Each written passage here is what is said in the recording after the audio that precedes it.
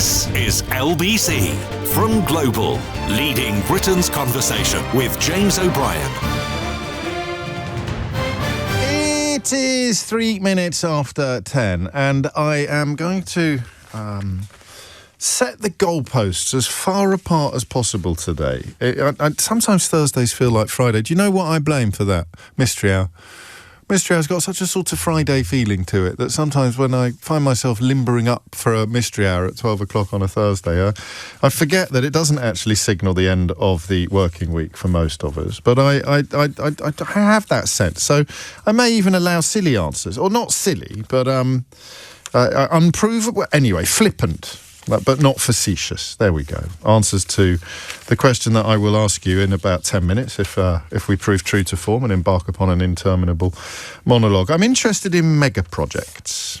I'm interested in significant building projects. And I'm interested in some new analysis today that shows that we take, on average, 2.5 years longer than the rest of the developed world to complete jobs. And I would like to know why.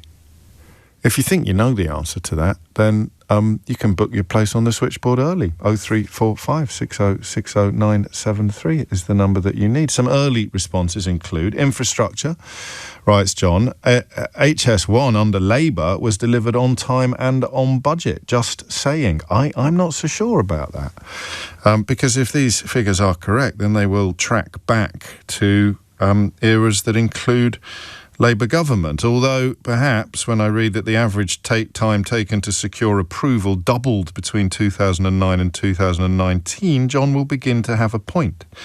When does a mega project, this isn't an early Mystery Hour question, when does a mega project become a giga project? Anybody? Do we know even what a giga project is? It'll be linked to the number of noughts after the estimated cost of doing the thing, won't it? It becomes a giga project. That means it's worth more than $10 billion. How many giga projects do you think are underway in Britain at the moment? Go on, have a guess. No? Higher. Good Lord, no. Lower. No? Nearly? Try again. Once more, with feeling, 18 giga projects. That means worth more than $10 billion underway in Britain at this moment in time, including HS2, obviously, and the Lower Thames Crossing. HS2, which is always going to be at the forefront of our thoughts when we turn our attention to giga projects or high physical structures, is about a third complete and a mere 2 or 3 years behind schedule. This according to the newish chief executive, whose brief includes giving everybody's head a wobble. How much do you recognise this? If I said to you 2 or 3 years behind schedule, that sounds like a win in the United Kingdom. I suspect, and I don't want to sort of indulge in any lazy stereotyping, that if it was China, 2 or 3 years behind project would see state executions, metaphorically speaking, perhaps. In North Korea, probably not even metaphorically. So I just, point out. Anyway, we're talking about the developed world. In June last year, HS2 Limited, the government-owned company responsible for delivering the scheme, set the estimated cost at $66 billion. Critics say it's likely to be closer to £100 billion. That's a giga project. That's even more giga than giga. And you'll have your favourites as well, but you won't necessarily know, until I tell you, that there are 500 active mega projects in this country, and it's all done in dollars because it's an international metric. $1 billion worth of project becomes a mega project. That's 3 times more than in 2010. So, we are building. But what are we building? And crucially, why does it take so long? 52 of the 500 were at high risk of a prolonged pause with no clear plan for recovery. And the UK has been found to perform, quote, particularly poorly due to, and I'm not going to give you the answer that they provide because it is merely a nibble at the edges of what the real reasons will be, but I will drop it into the conversation at some point between now and 11 o'clock. I'm not going to put Scott in Idiot's Corner, but anybody who rings in to talk about red tape, health and safety is probably going to go into Idiot's Corner because, of course, when you don't have red tape or health and safety in place, you have Grenfell Towers. And the idea that we have more red tape and health and safety than the entire developed world is a statement of such epic stupidity, you could probably see it from space. So that is not going to be the answer. It could be consenting. It could be that it takes much longer to get permissions in this country to do things, and that things get held up by strange and somewhat outwardly arcane rules and regulations, but I would need evidence of that, and I would need proof. I'd also need people like Nigel Farage to explain why we haven't been able to get rid of all of that since we left the European Union, given that a bunch of perfectly decent, if slightly gullible people believed that leaving the European Union would somehow involve freeing ourselves of red tape as opposed to introducing loads more, which is what it's done in the arena of trade. But I want you to back it up, if you can, with experience. And it doesn't have to be a mega project, or certainly doesn't have to be a giga project. It could actually be a micro project. I'm comfortable with you telling me that you think your relatively low-level experience might help the rest of us understand the much higher-level reality, because this is really bad news. How were you listening yesterday when Laura Lewington came on the show to tell us about her new book, Hacking Humanity, about how healthcare and life expectancy in this country is set to be utterly revolutionised in a good way by tech developments, and she talked about it being hopeful. I thought, when's the last time somebody popped up in the public sphere to make us feel better about the future? And I do wish that I could find more things to talk about that were upbeat and positive, and I searched them, always conscious that the queue for the ghost train is always much longer than the queue for the speak your weight machine. So I know the commercial realities, the inevitabilities of mass media, but between us, we should some days be able to come up with slightly more upbeat conversations than the ones that everybody else is having. This isn't in that category. This seems to me to be something that, if we understand it, then we can help, not necessarily fix it, but if we understand it, then it will make us feel differently from how it would if we didn't understand it. So if you think you can help the rest of us understand it, then 03456060973. Because this isn't a conversation about building projects not happening. Neither is it a conversation about ridiculous politicians starting things that are never going to be completed. One thinks immediately of the bridge across the River Thames that cost tens of millions of pounds without a single brick ever being laid, because a former Prime Minister quite liked the idea of it being called the Boris Bridge for evermore. It's not about that. It's about things that are eventually going to be completed. And the question of why it will take so much longer than originally thought. And I'll tell you what, if you're feeling quite detail-driven, why has the time taken to secure approval for projects doubled between 2009 and 2019?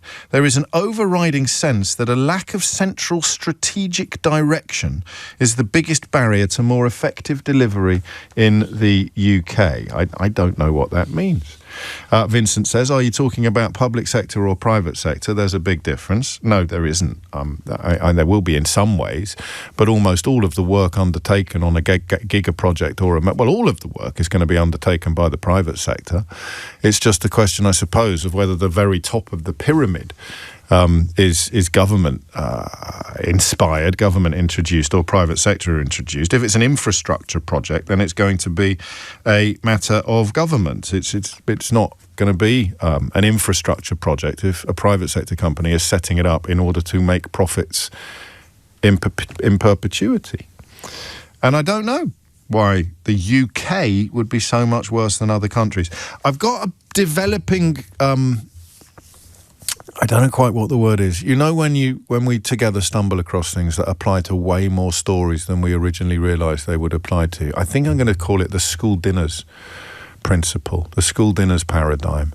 When we were talking about school dinners in this country, and we have talked about school dinners in this country on a million different occasions, haven't we?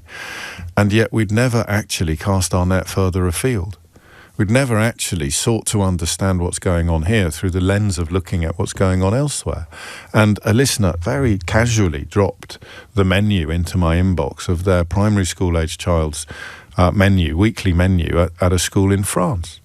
And it was a moment of extraordinary revelation, because it turned out that it's perfectly possible for state-funded lunches to be both nutritious and delicious and freely available to every child in the country. I think if you look at a country like France, you say, well, if they can do it, then we can do it.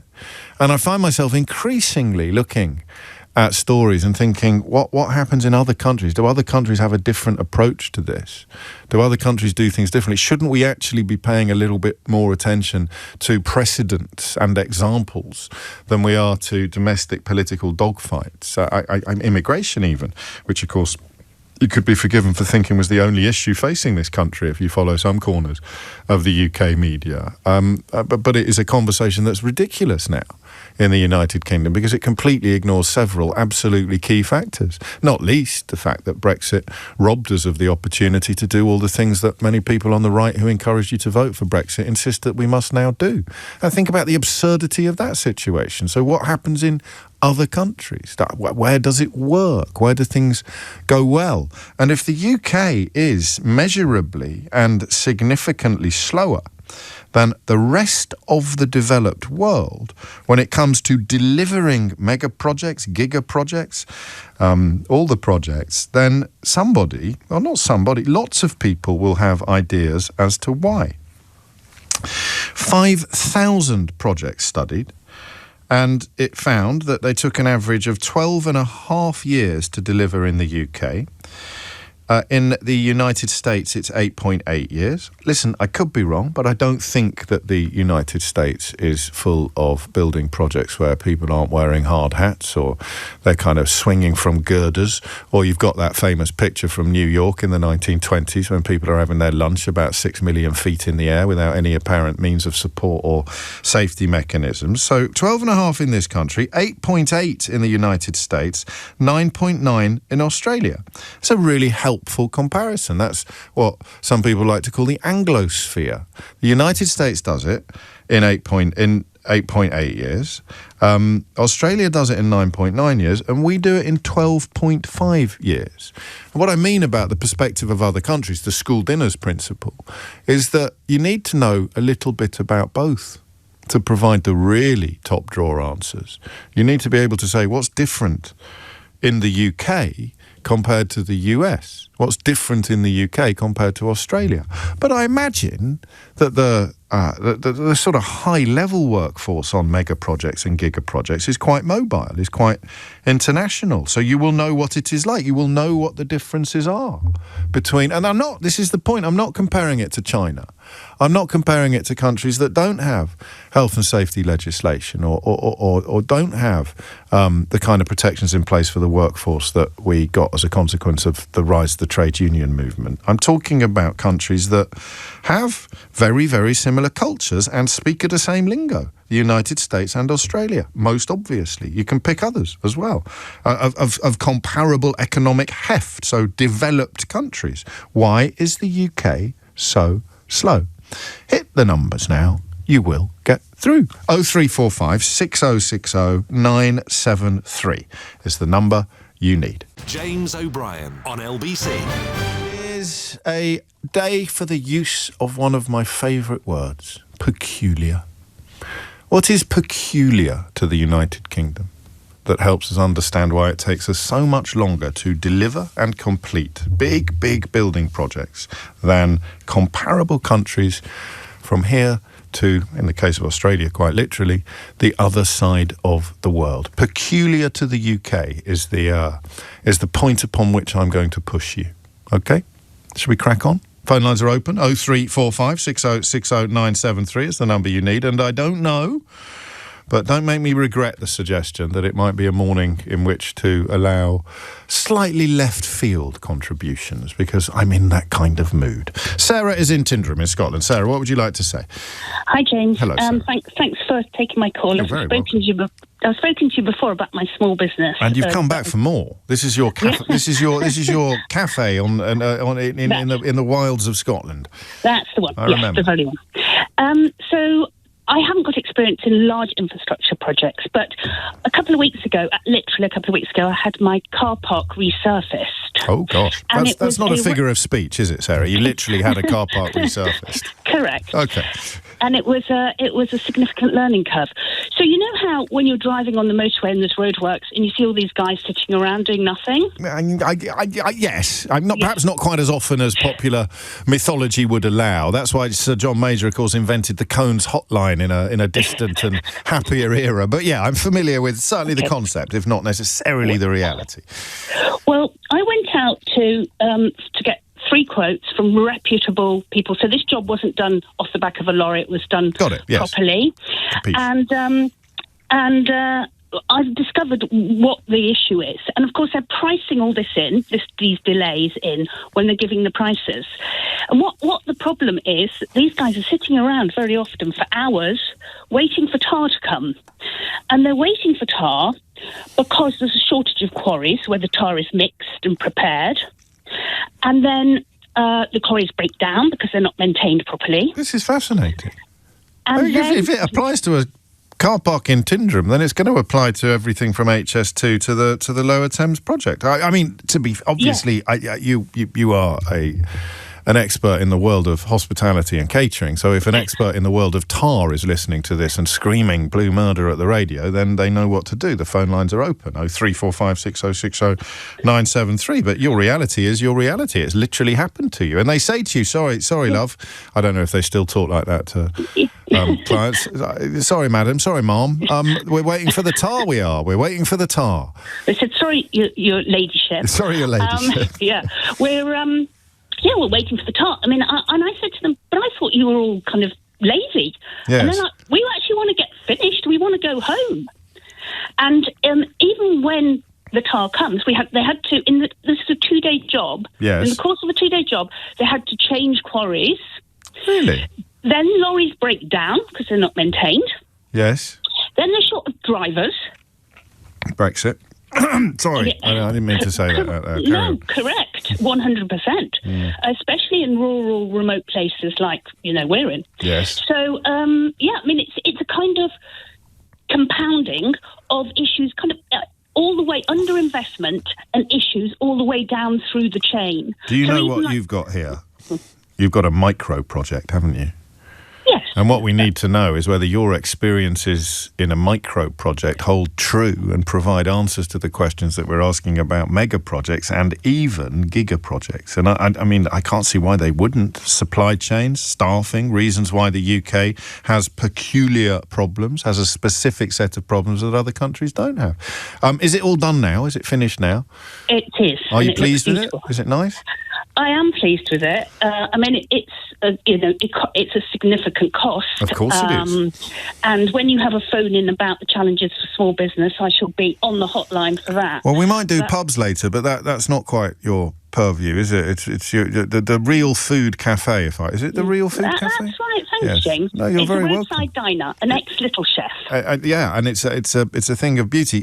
If I was installing a car park at the Real Food Cafe in Tyndrum, highly recommended by James O'Brien of LBC, I would probably, as I leant upon my shovel and mopped my fevered brow, I'd be expecting a slightly higher quality of snack from my client than perhaps I get when I turn up at O'Brien Towers to put in a new bathroom. Would that ambition be reasonable, do you think? You're right. And the guys, they were great. The team were great. I want to give them a shout-out. It was the Rileys. They called themselves the boys with the black stuff. There it is. From Stirling. Fantastic. And they got a bacon sarnie for their trouble, did they? Indeed they did. Thank you, Sarah. A micro project. We begin with a micro micro project? What do we move to next? What's one above a micro project? Is it a macro project? I don't know. Sarah, take care. Thank you. Good luck with the new car park. There's a phrase I don't think I've ever said before and quite possibly will never say again. Next in Dudley, which was once, of course, the heart of manufacturing in this country, the Black Country, being a place where you could barely swing a cat without hitting a steel works or a smelter. Nick, what would you like to say? Morning, James. Hello, so I'm a project manager. I currently work in the water industry. Yeah. I previously worked for National Highways, so I've worked both private and public sector. Without meaning to get too project management theory nerdy. Right, fill your boots, mate. We just went full car park. There's no rules on this show. You've essentially got a triangle. You've got time, cost, and quality. And if you want to, time, cost, quality. Yeah, got it. If you want to increase one, there will be an increase in the other two. So if you want to, if you want to prioritise one, there will be an increase in the other two. So, for argument's sake, if you're if you're doing a refurb in a really, really expensive, swanky hotel, and quality is important to you, yes, you're going to have an impact on the time it takes to do stuff and the cost it takes to do stuff. Got it. The government want cost certainty. They are prioritising cost, i.e. bringing that as low as possible. So they'll say, we want to do this project, it's going to be £10 million. What they don't, and they don't want to spend a penny more. So the contractor takes on all the risk and all the responsibility for that. So if it rains, tough. If war in Ukraine and your steel price goes up, tough. You said you're going to do it for £10 million. Now, the knock-on effect of that is really the price might be £8.5 million, but the government wants cost certainty. But they never get it. No, exactly. And the knock-on effect of this is you end up with a delay in time, which puts you at risk of inflation, war in Ukraine, COVID, all these things that add on time to your project. This is the worst of all possible worlds, because when you say cost certainty, you're not actually talking about what the project will cost. You're talking about what the politicians can announce it will cost.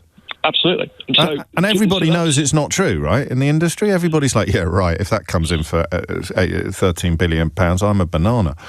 Yeah, to a degree, yeah. Right. So it's slightly different in the water industry where I am now, where and part of that is part of the reason for the last one is because it's public money. You have to be responsible with it. And you have to be diligent with it. So there are various procurement routes, this, that, and the other that have to be taken. In the private sector, you've obviously got a bit more flexibility, as your last caller said, where she could have gone to any one of three contractors. Right. In the water industry where I am now, for instance, there's a slightly more risk-taking approach. And I don't mean that as in health and safety risk, and they're going to go, don't worry about the hard house. What I mean is it might cost £10 million, it might cost 8, it might cost 12. There's a bit more of a variance there in order to get the project done quicker, because we've got set times on the Environment Agency. So I'll give you an example of what's going on at the moment on one of my projects. Yeah, it's going through planning permission, okay? Yes. You've got a statutory period of so many weeks for that. My contractor has not priced to take the responsibility for planning. That is the responsibility of my organisation as the client, the money people. Yes. And what they've said is various things can come out in planning. It might be that they say you've got to upgrade the road junction to access this site. It might say that you've got to do this, this and this for ecology to mitigate any detrimental impacts. And as the client, we take on that responsibility. So that the risk of that is excluded from the price of the contract. So just on a really, really... So it eats into your profit if it goes wrong and the opposite if it goes well. Correct, yeah. So just on a really simple one, archaeology through planning is not something that the contractor has priced for, and the county archaeologist has said, we want you to do some surveys in this area to just see if there is anything there. And you've got to cover that. You've got to take care of that. We think there might be an Iron Age hill fort where you're planning to build a waterworks. Well, I'm joking with the contractor going, please do not find a Roman mosaic buried under it. Do you know, when I started spending a lot of time in off the beaten track in Greece, Nick, I was amazed one morning to come to the town square of a tiny little town. It features in the Odyssey, actually, but it doesn't feature in any of the tourist guidebooks, in the Peloponnese. And in the car park outside the town hall, there was a blooming great statue, like a half a marble statue of Neptune, or well, it wouldn't be Neptune, he was Roman, but of a Greek god. And I said to the family I was with, that's what's happened here. That's amazing. And they said, oh yeah, someone's doing some building work. and they found a massive ancient statue, and rather than have to call a halt, because to be fair, you're more likely to stumble across some ancient artifacts in Greece than you are in Dudley, they just stick it on the back of a flatbed and drop it off in the centre of town so that they don't have to call a halt on the building work that was going on outside. You're kind of describing the equivalent of that without the option of dropping it off outside Dudley Town Hall and pretending that you don't know anything about it. Correct. You're brilliant at this. I bet you're very good at your job as well, because you've got an ability to explain things clearly and a clear grasp of knowledge. But you haven't given me, and you may not be able to, the peculiar. What is peculiar to the United Kingdom? You may not have the palette of experience to make comparisons with, most obviously, the United States or Australia or other European countries. Why are we so much slower than them? Because they've got governments, they've got similar systems of procurement. Why would we be so much slower? Planning. It Really? takes, the planning process takes far longer. So there was something that saying France builds its roads for like 3/4 of the cost and at twice the speed or something like that, partly because they've got more space. So, you've got a choice of fields to stick your new road through, things like that. Yeah. That's one option, but ultimately it's planning. It's so arduous, it takes so long, and the statutory timeframes that you've got are they're not bound to it. It's just a minimum of so many weeks, and largely it depends on the resource at the local planning authority. And it's quite a Byzantine system, because Private Eye, which once again I would urge everybody to buy every fortnight, ran a story recently about one single man who's on a sort of weird mission to stymie as many planning projects as he can on environmental grounds, and he wields epic power, even though he's a sort of self-appointed planning vigilante. The system is weird, right?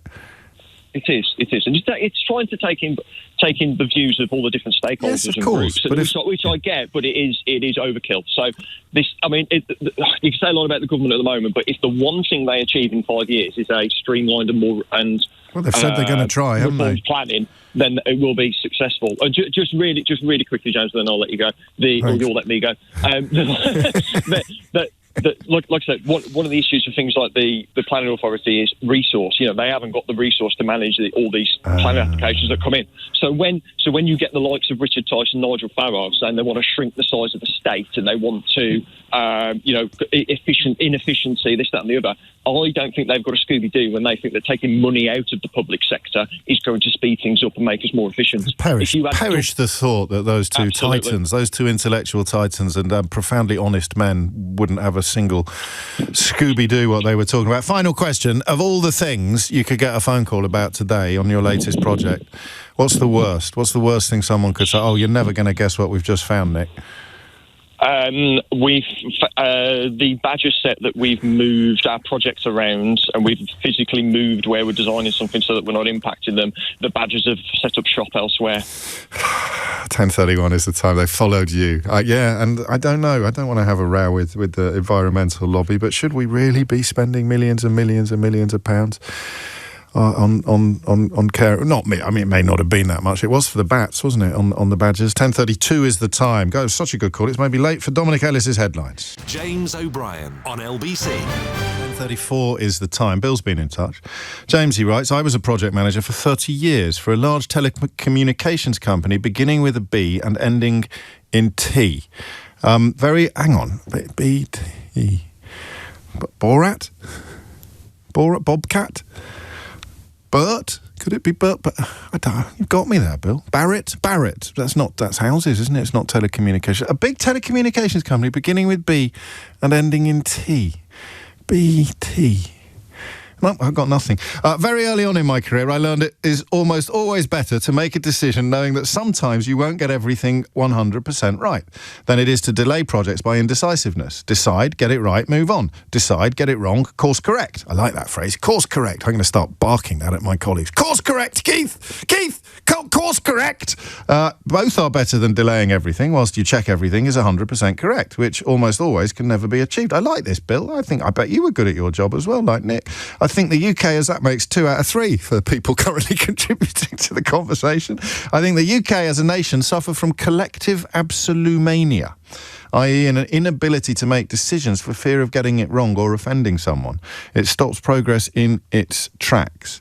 Again, I'd edit that slightly. I don't know that you're going to call time on an infrastructure project for fear of offending someone, but for fear of getting it wrong, I think that plagues the public sector. They are all terrified, and the BBC, which is sort of part of the public sector in a way, they're all terrified of getting a coating from the right-wing media.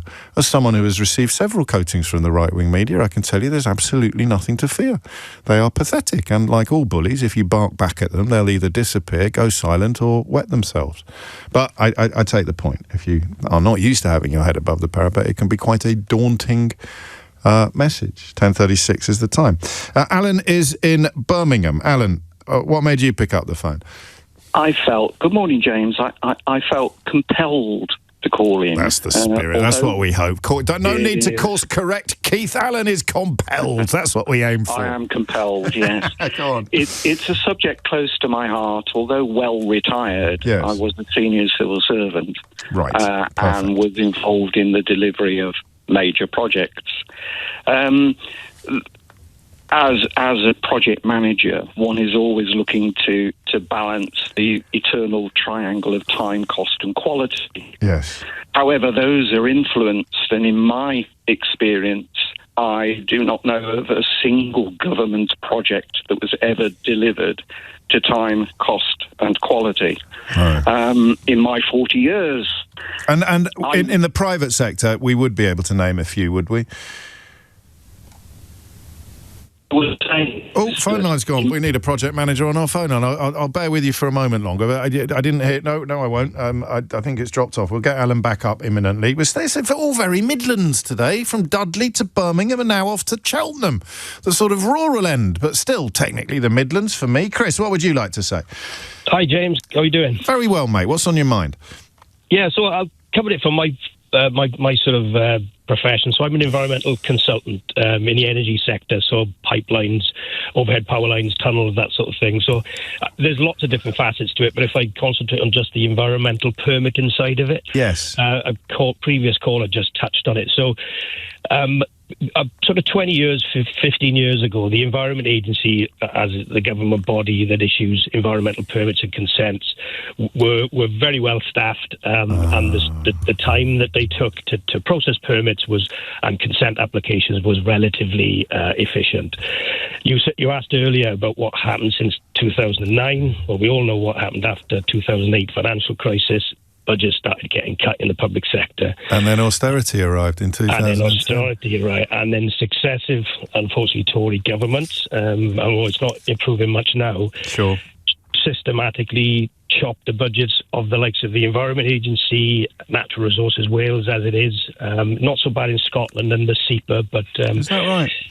Yeah, so and again, a caller you had on earlier touched on it. So the statutory period that they have to process these applications is circa 3 months, but that regularly and often is 6 months, 9 months, even 12 months.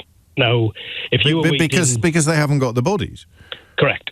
And if you can imagine, if you get awarded a contract, but you need an environmental permit, for example, on a project I've just finished on to control the groundwater, you need to apply to the Environment Agency for the permit to be able to control that groundwater. If that process of getting your permit takes you 12 months, that is 12 months that you can't be doing the project.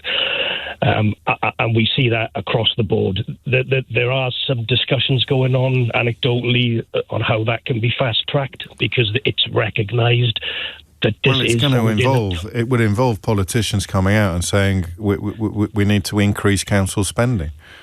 Absolutely. Well, specifically environment. Of course, but that is okay. I mean, but you're going to have national level and local level, aren't you? On this? Absolutely, and like I said, this is across the board. You have to apply to The local council, for example, if you want to discharge the water that you're trying to control, that you need to speak to the Environment Agency about, you need to speak to the local authority. So Brexity, and I know I shouldn't use that word, but the idea that we're going to cut something and we're going to cut something to save money, and it saves money on Tuesday, on the day that you've made, look at that, we got rid of all these environmental people. Also, we don't like environmental stuff, so yeah, let's cut it. And then they sit there wondering a year later why it's taking so long to build a bloody road. Absolutely, but I mean, what people don't understand is that these controls are there so we don't damage the world in which we live in, and the regulations are tight. They are fit for purpose. Are they completely fit for purpose? Because if you were talking about the water table, then I wouldn't even dream of arguing with you. There'll be an idiot who would. There'll be someone saying, why are we worried about that? But obviously something like the water table or something like the poison seeping into the ecosystem. But to go back to, it was Nick, I think, a badger set. Mm-hmm. Would you still say that kind of legislation was fit for purpose? Well, that's a very old piece of legislation that was introduced to stop badger baiting specifically. Was it? But to stop badger baiting and the destruction of sets. So at the end of the day, that is a legislation, and it would be a very brave politician that advocate for just taking a bulldozer and running through bashing the badgers. What was Margaret Thatcher was the milk snatcher. Keir Starmer could be the badger basher. It's the thin end of a wedge. Where do you stop then? Before you know it, we're bulldozing ancient woodlands, and then not even get started on the whole ecosystem of it. I'm very lucky today. I'm getting some cracking callers who really know what they're talking about. Thank you. But purely from my point, I said, it's one tiny bit of a huge cog, but permitry takes so long because they haven't got the resource. It's just not there. And they've boasted about getting rid of it in various sources. And as another caller reminded us, people like Farage and Tyson are already boasting about getting rid of even more. Before you go, did you say when you came on, did you say pipelines, tunnels and overhead cabling? Correct, yes. What's your favourite? I've got a soft spot for gas. I got a soft spot for pipelines. Have you? But as an environmentalist, transporting fossil fuels around the country is a bit of a conundrum. I see what you mean. So it's an engineering challenge. The pipelines are the most fun. Yeah, tunnels are pretty cool. I was going to say, I'd be all about the tunnels, mate. I phoned you years ago on a Mystery Hour question, and you gave me a Ray Liotta because it was asked where the spoil from the tunnelling went, and I had the answer. And you were in the middle of doing it, I think, at the time. Exactly that. We're in the middle of another one now up in North Wales. So what was the answer? Remind me, Chris, for Mystery Hour archivists. It was a question about where does the spoil from the tunnelling of, I think it was Crossrail at the time, or maybe HS2, but I asked where did it go, and it went out to a man-made island in the Thames called Wallasey Island. Look at that. Whoa, you so deserved your Ray Liotta, but you don't get another one for repeats. We don't do repeats. Once in a lifetime. Lovely stuff. Thank you for that. 10:44 is the time. It doesn't happen to me very often, but sometimes I am struck by how unmanly my job is. You know, I mean, not just because I hand over to Sheila Fogarty at 1 o'clock, but you talk to Chris, and you sort of think, I think when I was about 10, that's what I wanted to be when I grow up. I wanted to do something with tunnels and pipes and stuff. I used to love tunnels. Have I ever told you the story of me being caught up in a cave-in on a tunnel? I don't know, mate. Anyway, it was not a proper tunnel. There's a lad called Higgins who used to hold me by the ankles while I tunnelled. So what we would do when we were building a den at school, we'd dig an enormous hole and then we would cover it. And then the headmaster would come along, who was a big lad, and he'd jump up and down on it. And so you'd cover it with we'd find bits of tree. What are they called, Keith? Not branches, boughs. Anyway, bits of tree and bits of corrugated. There's probably asbestos in there. It was the 1980s. And you'd cover a bit of an old fence panel or something like that. You'd scour the school grounds for stuff you could cover a massive hole with. You'd dig a big hole and you'd cover it, a little entrance, and that was a brilliant underground den. And then the headmaster would give you permission to use it after jumping up and down on it for about a couple of minutes and establishing that it didn't fall in, which, looking back, was a fairly stupid way to implement the policy. But what he didn't know was that once we dug the big hole, and sometimes you'd have two big holes about 20 yards apart, we would try, and we never actually succeeded, but we'd try and dig a massive tunnel from one to the other, which must have been unspeakably dangerous looking back. And I was chief tunneler. And Higgins would hold me by the ankles, and I would tunnel, 2 hands with a trowel in each one, and I'd tunnel like this. Obviously, you're only seeing the physical on this if you're watching later on YouTube. I'd be tunnelling like this. And if I felt stuff falling in on me, I'd shout, cave in, and Higgins would drag me out. But he did taekwondo, so he thought he was the strongest kid in the class. And he'd drag me out by the ankles. And I'd go back to class, and I'd look like, I must have looked like I'd just been in an earthquake or something. I'd have soil in my hair.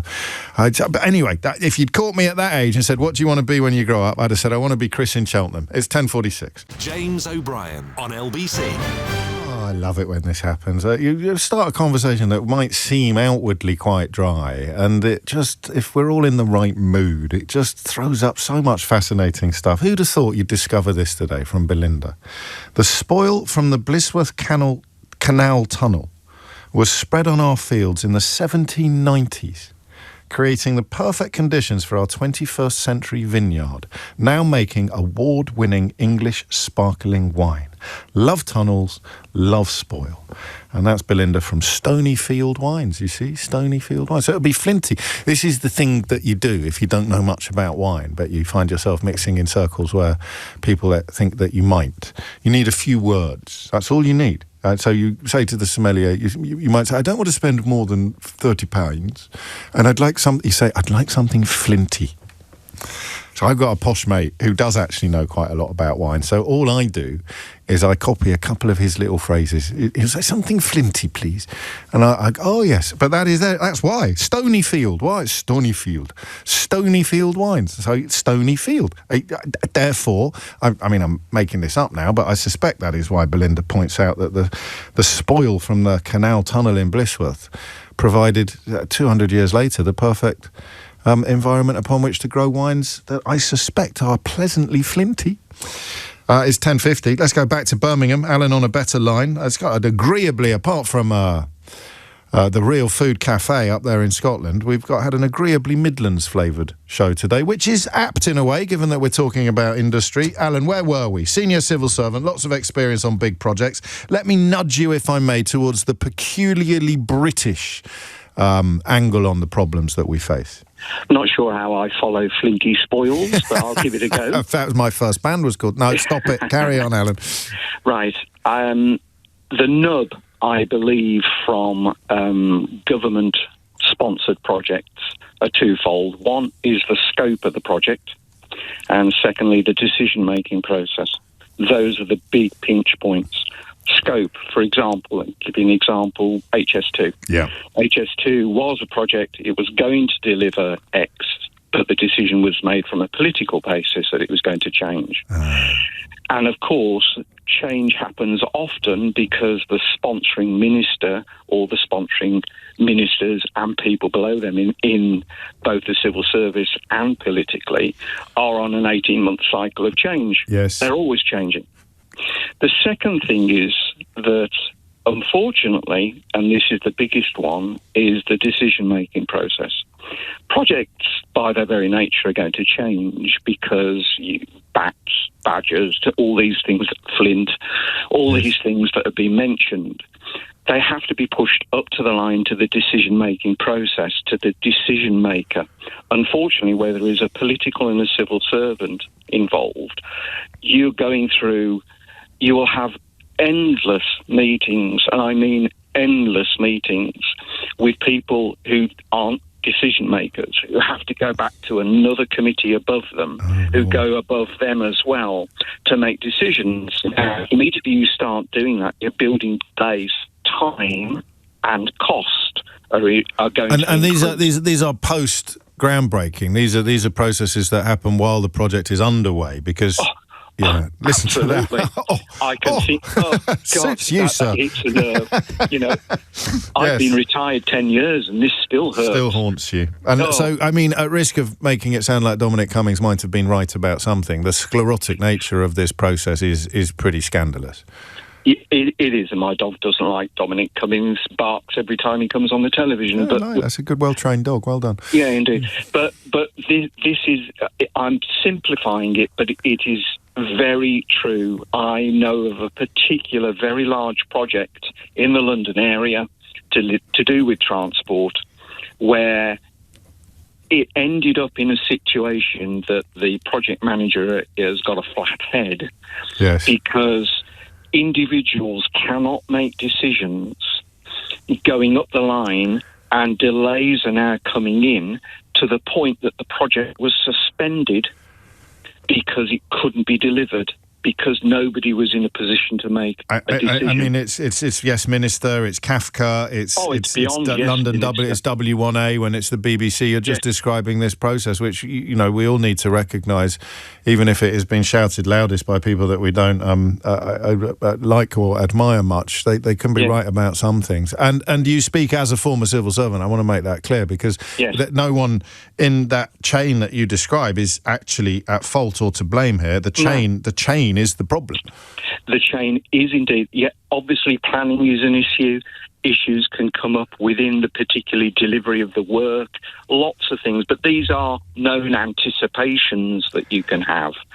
But when you fundamentally can't have a decision being made, and then they change the scope of the project because they decided that they want to drive on the left-hand side of the road or the right-hand side of the road. Or we want to announce it in time for the local elections, or we want to change it because we've got... there it is. And do you think this distinguishes us from other countries? Do you think other countries have better systems, better chains, shorter chains? I know that other countries have better systems, but we are so politically sensitive that, and the big thing for me with many things which are political is going to be accountability. Yeah.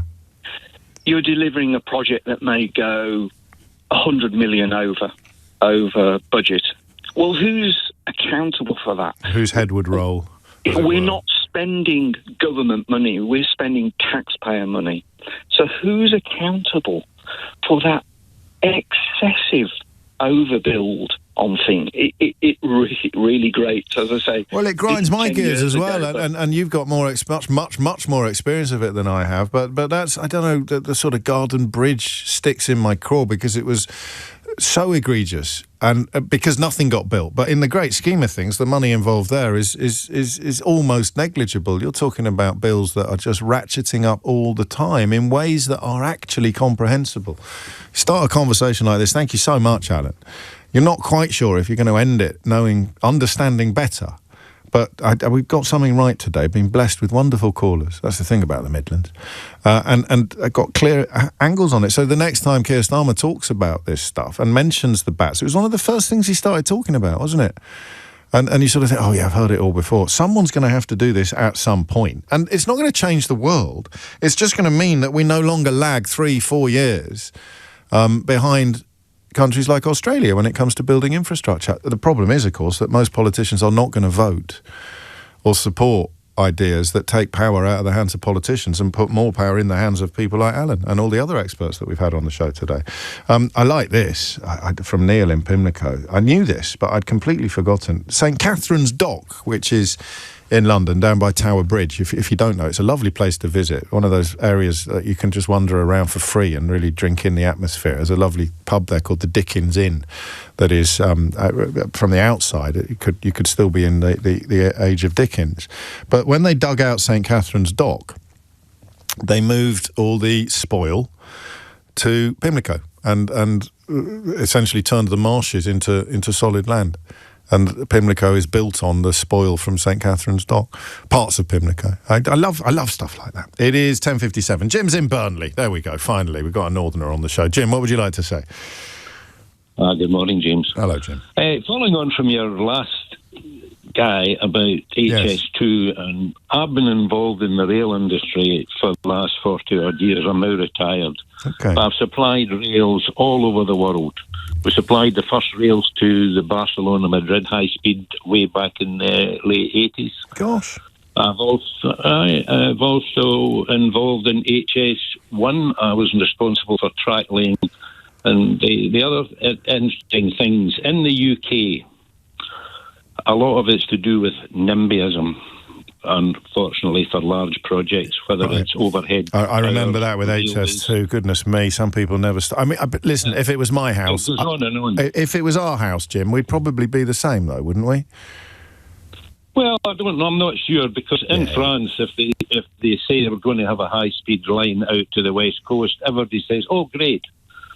Well, except the people. I mean, again, I'm going to excuse me. I'm going to marry your contribution to an earlier one, which pointed out that geographically we're quite peculiar as well. It's very difficult to build infrastructure in this country without tearing up a lot of houses, without or having to tunnel under beautiful. In a bigger country, in a less dense population, you could build it a little bit more intelligently, couldn't you? Yeah, well, but there's got to be a public will to have improvement. And if you've got improvement, no matter where it is. Well, in Australia, I'll give you an example. Yeah, go on briefly, because I've got the news on rails to China. Okay, we supplied rails to China, 1,100 miles, Beijing to Shanghai, built in 18 months and up and running. We supply rails across the world, and no matter where you go, the public think it's great because they're getting something, in France in particular. Yeah, we're weird Germany, like that. You're right. Poland. Yeah, well, that's the fight. Yeah. Well, that's another piece of the jigsaw. But we get too much short-term thinking and planning, which goes on forever. And we're allergic to change. We don't like change. Oh, no, I don't like the sound. I mean, you think back to the brouhaha surrounding HS2 because, it was going to change this. And I stress, again, if I was going to have to give them my house, I probably would object. But the idea that we don't culturally welcome stuff, I wonder why. Is it because we went first with the Industrial Revolution, so we kind of feel we've done all that, whereas other countries... I remember visiting Spain, for example, as a child and being stunned by the state of the roads, like main roads that were glorified tracks, and now it's gone the other way round. Greece, European Union investment in Greece, you can get from one end of the country to the other on roads that are absolutely extraordinary. Here, you're going to find potholes on the M25 soon. I don't know, but there's a lot there that is peculiarly British, like the pub, which is up next. James O'Brien on LBC. It's after 11. Can we take a moment just to reflect on how interesting that conversation was? And be honest, when I told you what we were going to be talking about at 10 o'clock, you probably went, oh, flipping out, really? I see. Oh, ye of little faith. Get the calls, you get the quality. You see, you get the quality, you get the calls. That was absolutely fascinating. Next time I find myself in a conversation and I'm toying with the idea of returning to the fray of televisual debate shows, it's either that or write another book. And no one wants that. I actually will feel that I know what I'm talking about in the area of public infrastructure and the problems peculiar to Britain that deliver such big delay. Okay, deaths of institutions, companies. Make a list of things now in your head. Of things that we used to have a lot more of than we have now in our towns and cities. Go on, you start. I'll give you a couple of minutes. I can't give you a couple of minutes because the emergency tape will kick in, and we've already given Keith a big scare this week when we pretended to be listening out for the sound of money trickling down from the rich to the rest of us as a consequence of trickle-down economics. But make a list of all the things that we used to have loads more of in our towns and cities than we do now. And some of them, this is going to be my thesis this hour, some of them died what I would call a natural death. Some of them were simply overtaken by events. The population evolved. Cinemas, for example. I mean, the big multiplexes are doing okay. We just had a brand new cinema open on my doorstep, which is absolutely wonderful. If you're lucky enough to have an everyman cinema near you, then you are truly blessed. And there's a cinema in Chiswick that we go to a lot as well. But they offer a lot more than just movies now. You get gourmet food. Served at your seat sometimes. So that's but there are fewer and fewer.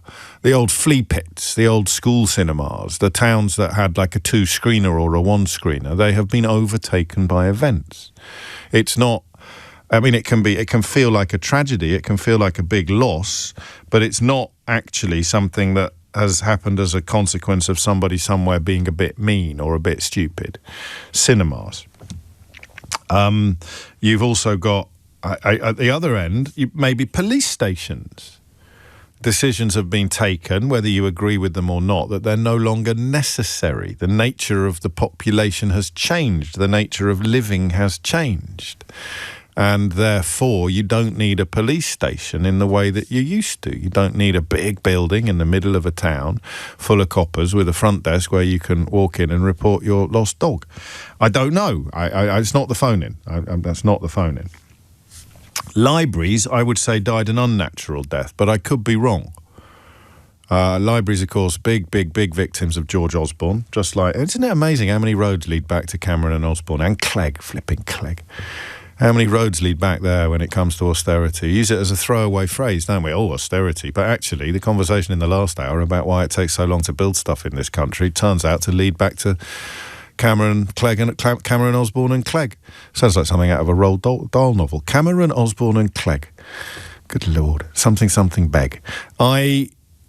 I don't know about libraries. It seemed to me a particularly vicious element of austerity, of cuts that started in 2010, because libraries do two things. They offer a world of reading to people who may not otherwise have discovered it, and they also, I think, skew socioeconomically to the less privileged. You know, you can buy books, or you will grow up in a house full of books. It's not uniquely socioeconomic. You can be poor and very, very well educated, but you're more likely to live in a house full of books if A, you can afford books, and B, you've been lucky enough to receive a really good education. So libraries were places that you could it's almost a hack of the social order. You could almost bypass the social order. But then, of course, you reminded me when I got on my high horse about libraries closing that e-books and technology has changed. People don't read as much as they used to. Books are much cheaper than they used to be. I still feel that closing a library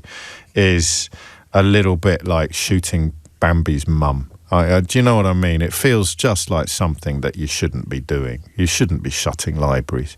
Alexei Sayle, of course, famously observed that the whole programme of austerity was built upon the notion that the global financial crisis in 2008 was caused by there being too many libraries in Wolverhampton, because Cameron and Clegg came out the back of it and started shutting Sure Start centres and libraries like it was going out of fashion. So a library is a good example.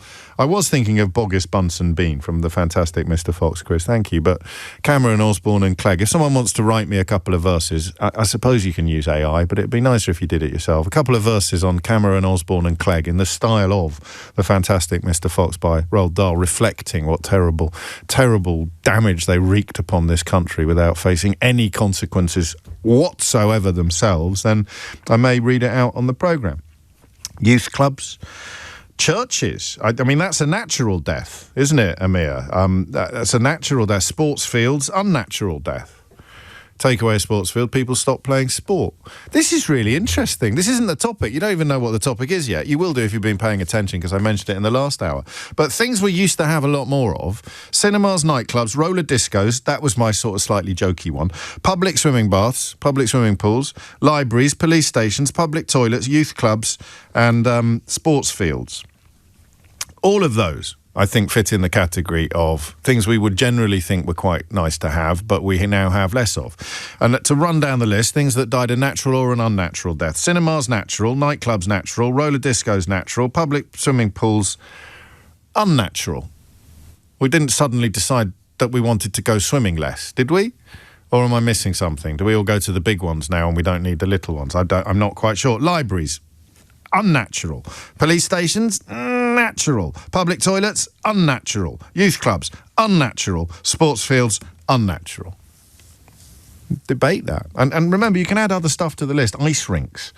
I'm going to see Stuart Lee on Saturday. He's fascinated. He's obsessed with the Silver Blades ice rink in Edgbaston, where we both used to go as kids. He just drops me messages sometimes that you would only understand if your cultural vocabulary included the Silver Blades ice rink. Was it Robin Cousins or John Curry? They had a big picture of a famous ice skater because he used to practice at the Silver Blades in Birmingham. Why did we have ice rinks, and why don't we have them anymore? There weren't many places to go, were there? But ice rinks, yeah, I'm natural. I'm going with natural death. Ice rinks have died a natural. We could do this for an hour. You could just send me things and I could tell you whether I think it was a natural death or an unnatural death. I like this one. Independent model shops. There was one called Beatty's in the Midlands, not the big department store that you've got in Wolverhampton and Worcester, but there was a shop called Beatty's that was like a toy shop, but for grown-ups as well. Sounds a bit weird, that. You could go in and buy quite complicated kits to build like a B-52 bomber or a Spitfire, or you could build like really quite high-level technical Meccano. So natural death or unnatural death? Sadly, that's a natural death, isn't it? What else have we got? Free university education. Oh, there's always one. Stop being so political. We're talking about things that we sort of live with and miss, but don't really know until we think about it, whether or not they've gone because of natural wastage or they've gone because of a really stupid decision. Pubs.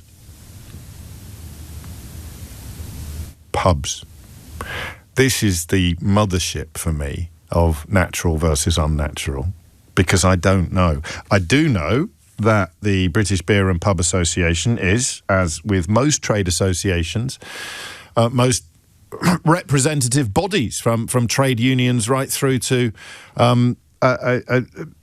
trade bodies. They are always complaining. Well, from trade unions right through to the army. They are always complaining. They are always saying we need more money, or we need more help, or we can't cope.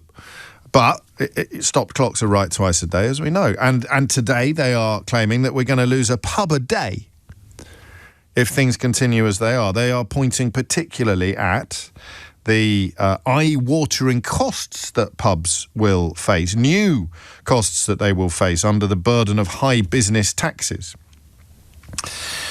I don't know.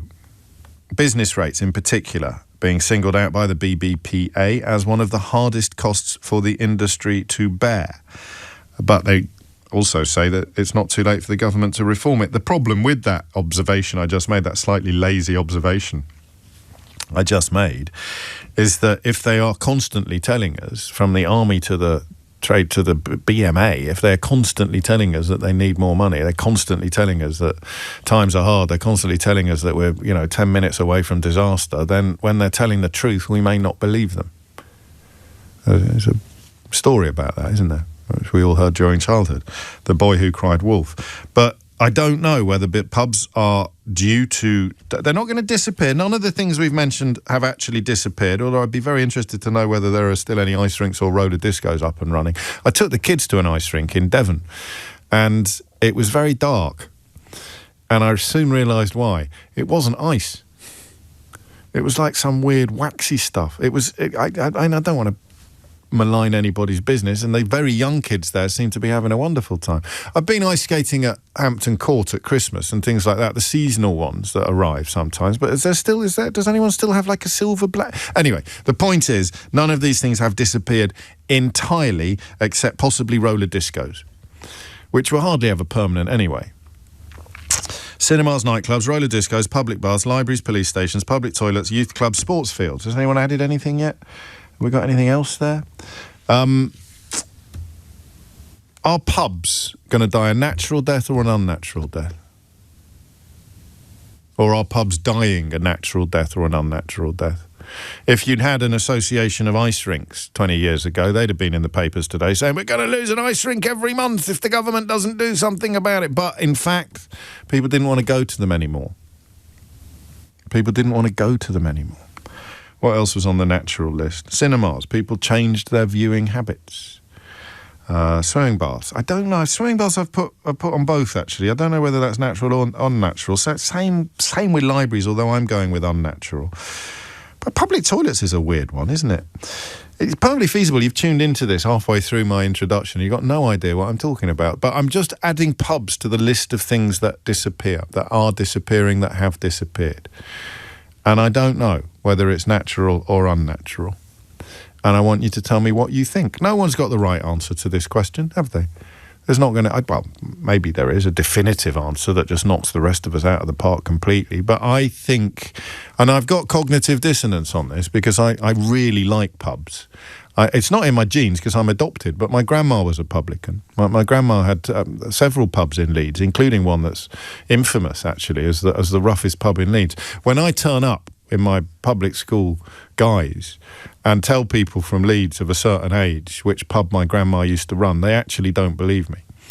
They cannot imagine that this sort of soft-skinned snowflake actually comes from the family that ran what was affectionately known as the Madhouse opposite the Covered Market in Leeds for many, many years. And I never met that grandma. It was my dad's mum who I never met.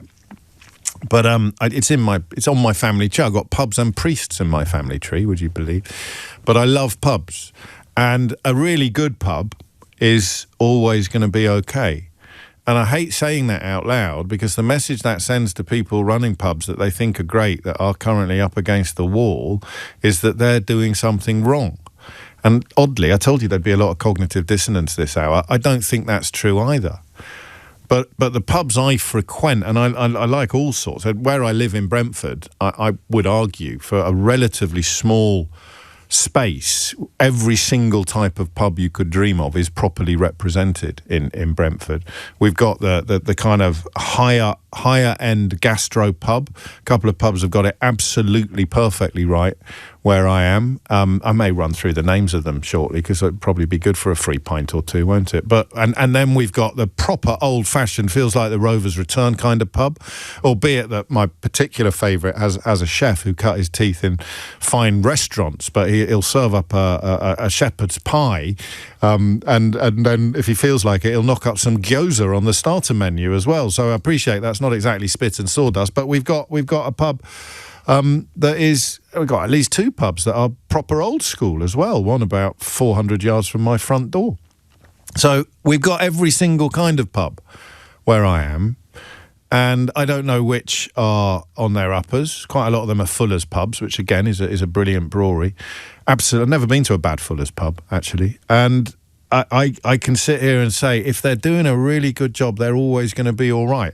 And yet when I read that we're going to lose one a day, that 378 of them could close this year alone, I'm a little bit reluctant to conclude that all of them have only got themselves to blame.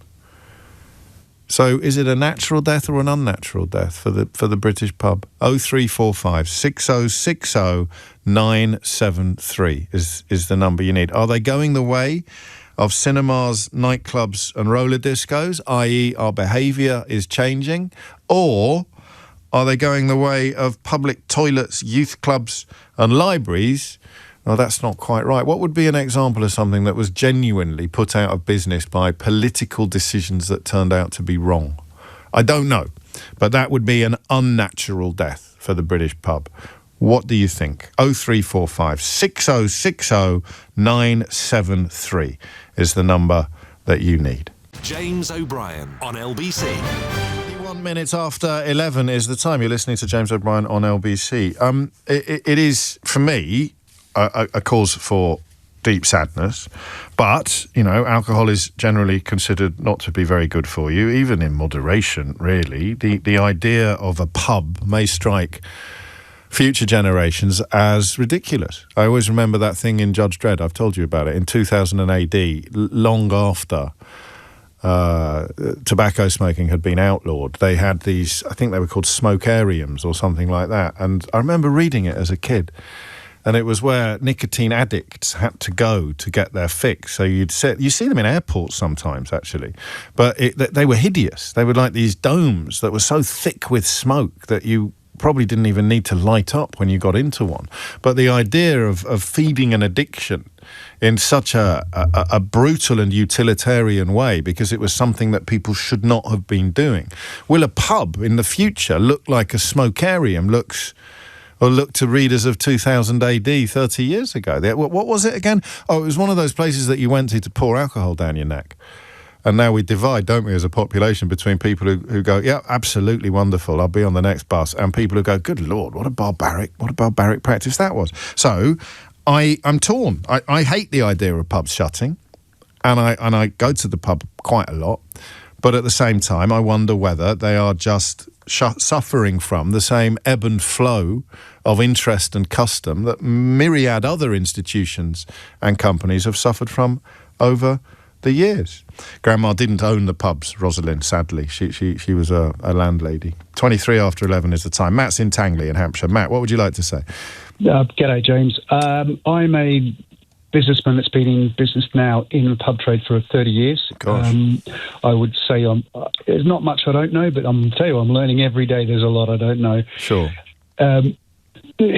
Starting recently, the national insurance increase has put £20,000 on my bills.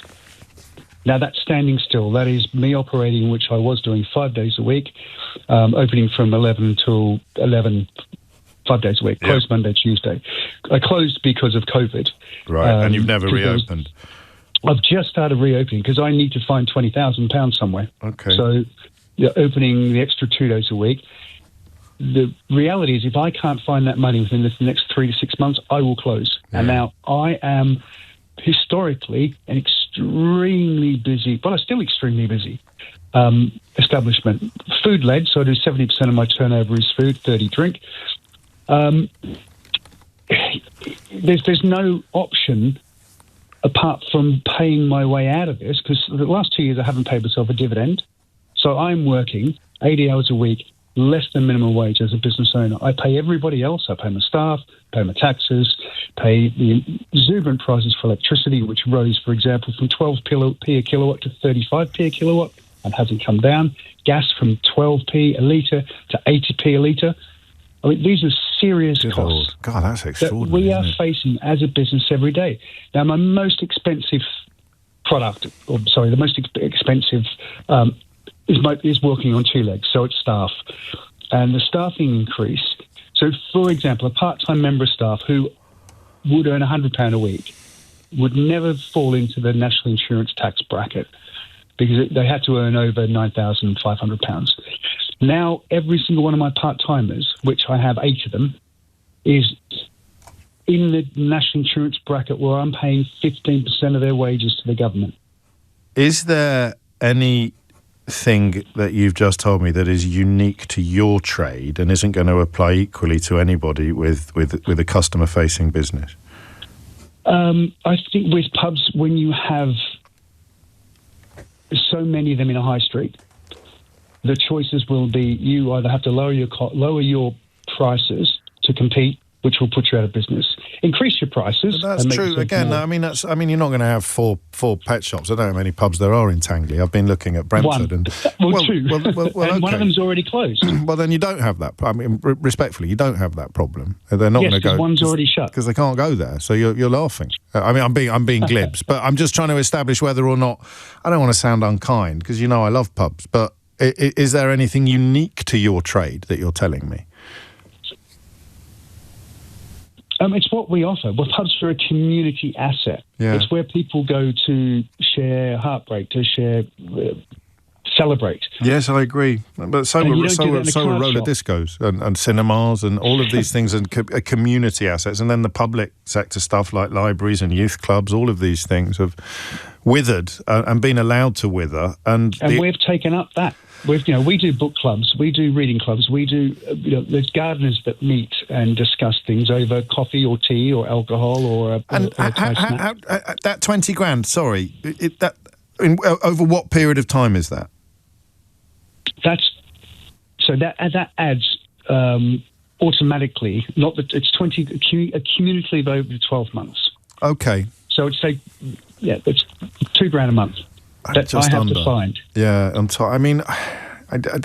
okay. Let's invoke the ghost of Norman Tebbit, who sadly passed away earlier this week, and he would say that is not a government problem. You should be, if your company was viable, it should be able to meet that cost quite comfortably. And if you're already paying yourself less than minimum wage, then in a brutal capitalist society, it's survival of the fittest, and you're not fit enough to survive. I'm being the devil's advocate, mate. You know that, don't you? Yeah, absolutely. Well, I have a WhatsApp group of publicans around me. Yeah. And we are all discussing the same thing. Right. What's the easiest get-out clause? When do we shut? Do we flip it into housing? A lot of them try to do that, don't they? Well, that's the only option. The pub hasn't gone up. The value of a pub in its bricks and mortar has not gone up in the 15 years I've owned it. Hasn't gone up. As a house, it'll be worth three times what it was. As in if you wanted to sell a pub. But you know what we're doing here is comparing natural deaths to unnatural deaths. Yes. And if we're going to cite the latest national insurance changes as an unnatural or and minimum wage. And minimum wage, you're not probably going to persuade me that that's a bad idea. But 15,000 pubs have shut since 2000, and that's long before the national insurance changes or the minimum wage changes came in. So the brutal suggestion next would be that the role of the pub is becoming redundant. It's changing, and as business people, we have to change with the times. Every day, I look at how I can influence other people to come into a business. And I wish you well. You know I do. In fact, I wish you well Thank you. so sincerely that I would like you to take the opportunity to avail yourself of a free advert without me referring you to the LBC ad sales department. It's called The Fox in Tangley, and we do specialise in authentic Thai cuisine. Fantastic. Thank you, mate, and good luck. And I don't know that there's going to be any good news for you in the near future, but I kind of hope that there is. In fact, and I should take this opportunity, shouldn't I, really, to mention one of the Brentford pubs that I have been raving about as well. The Magpie and Crown does excellent Thai food as well, authentic Thai cuisine. It's another one of those survival mechanisms that pubs have had to deploy. It's coming up to 11:30. Dominic Ellis is here with your headlines. James O'Brien on LBC. 11:32. Just to add to that point about property values, pubs' business rates tend to be disproportionately high because they occupy high-value buildings but run on very tight profit margins. So that there may be a case for them deserving special treatment compared to other companies. But most of the grievances that publicans have, and the last one, Matt in Tangley, made the case very powerfully, most of the grievances would apply to other businesses as well. Let me show you what I mean, okay? So if I live in a town in London called Brentford, and I can walk with my eyes shut, I can walk to 5 pubs from my front door. That is obviously a very London-centric or a big city-centric thing that's going on. But Jim has reminded me, and I'm a bit of a historian of pubs. I like those websites that... So Kidderminster as well actually has loads of pubs still, but the ghost pubs, the pubs that used to be there, the one on the left in the Horse Fair, I can never remember the name of, but my mate's dad used to run it when I was 4. Jim reminds me, about 12 pubs have closed in Brentford in the last 30 years, and we've still got quite a lot. So it may be that we're seeing the market settle and that the future of pubs is safe, but there's going to be considerably fewer of them. I would call that natural shrinkage. So I just to run through Brentford and give you a quick rundown on what we've got in no particular order, just in the order that they come up on Google. You've got the Black Dog, which is a magnificent establishment. It has, literally 30 different beers on. You go in there, it's got a menu of beers that change constantly. It's a real aficionado's pub, but it also has a cracking menu. It also does incredible food. I don't go north of the M4 in case anyone is really familiar with this area. Then you've got the Weir, which is a lovely pub with a really good menu, great food, and a waterside setting. You know, a few cocktails on the menu as well. It's that those two are kind of quite high end. The pub nearest my front door is the Beehive, which is a proper old school pub. You might get a band in there on a Saturday night or a Friday night, but it's an old school pub. The Brewery Tap is even more old school. Again, very near the water, and they even have an old school piano player coming in on Saturdays. Jim the piano will come in and play the old Joanna. So you've got that going on as well. Magpie and Crown, I mentioned earlier, dates back to the 17th century. It's smack in the middle of this fancy new development, and it looks great. It's hanging in there. It does great Thai food. Got a pool table.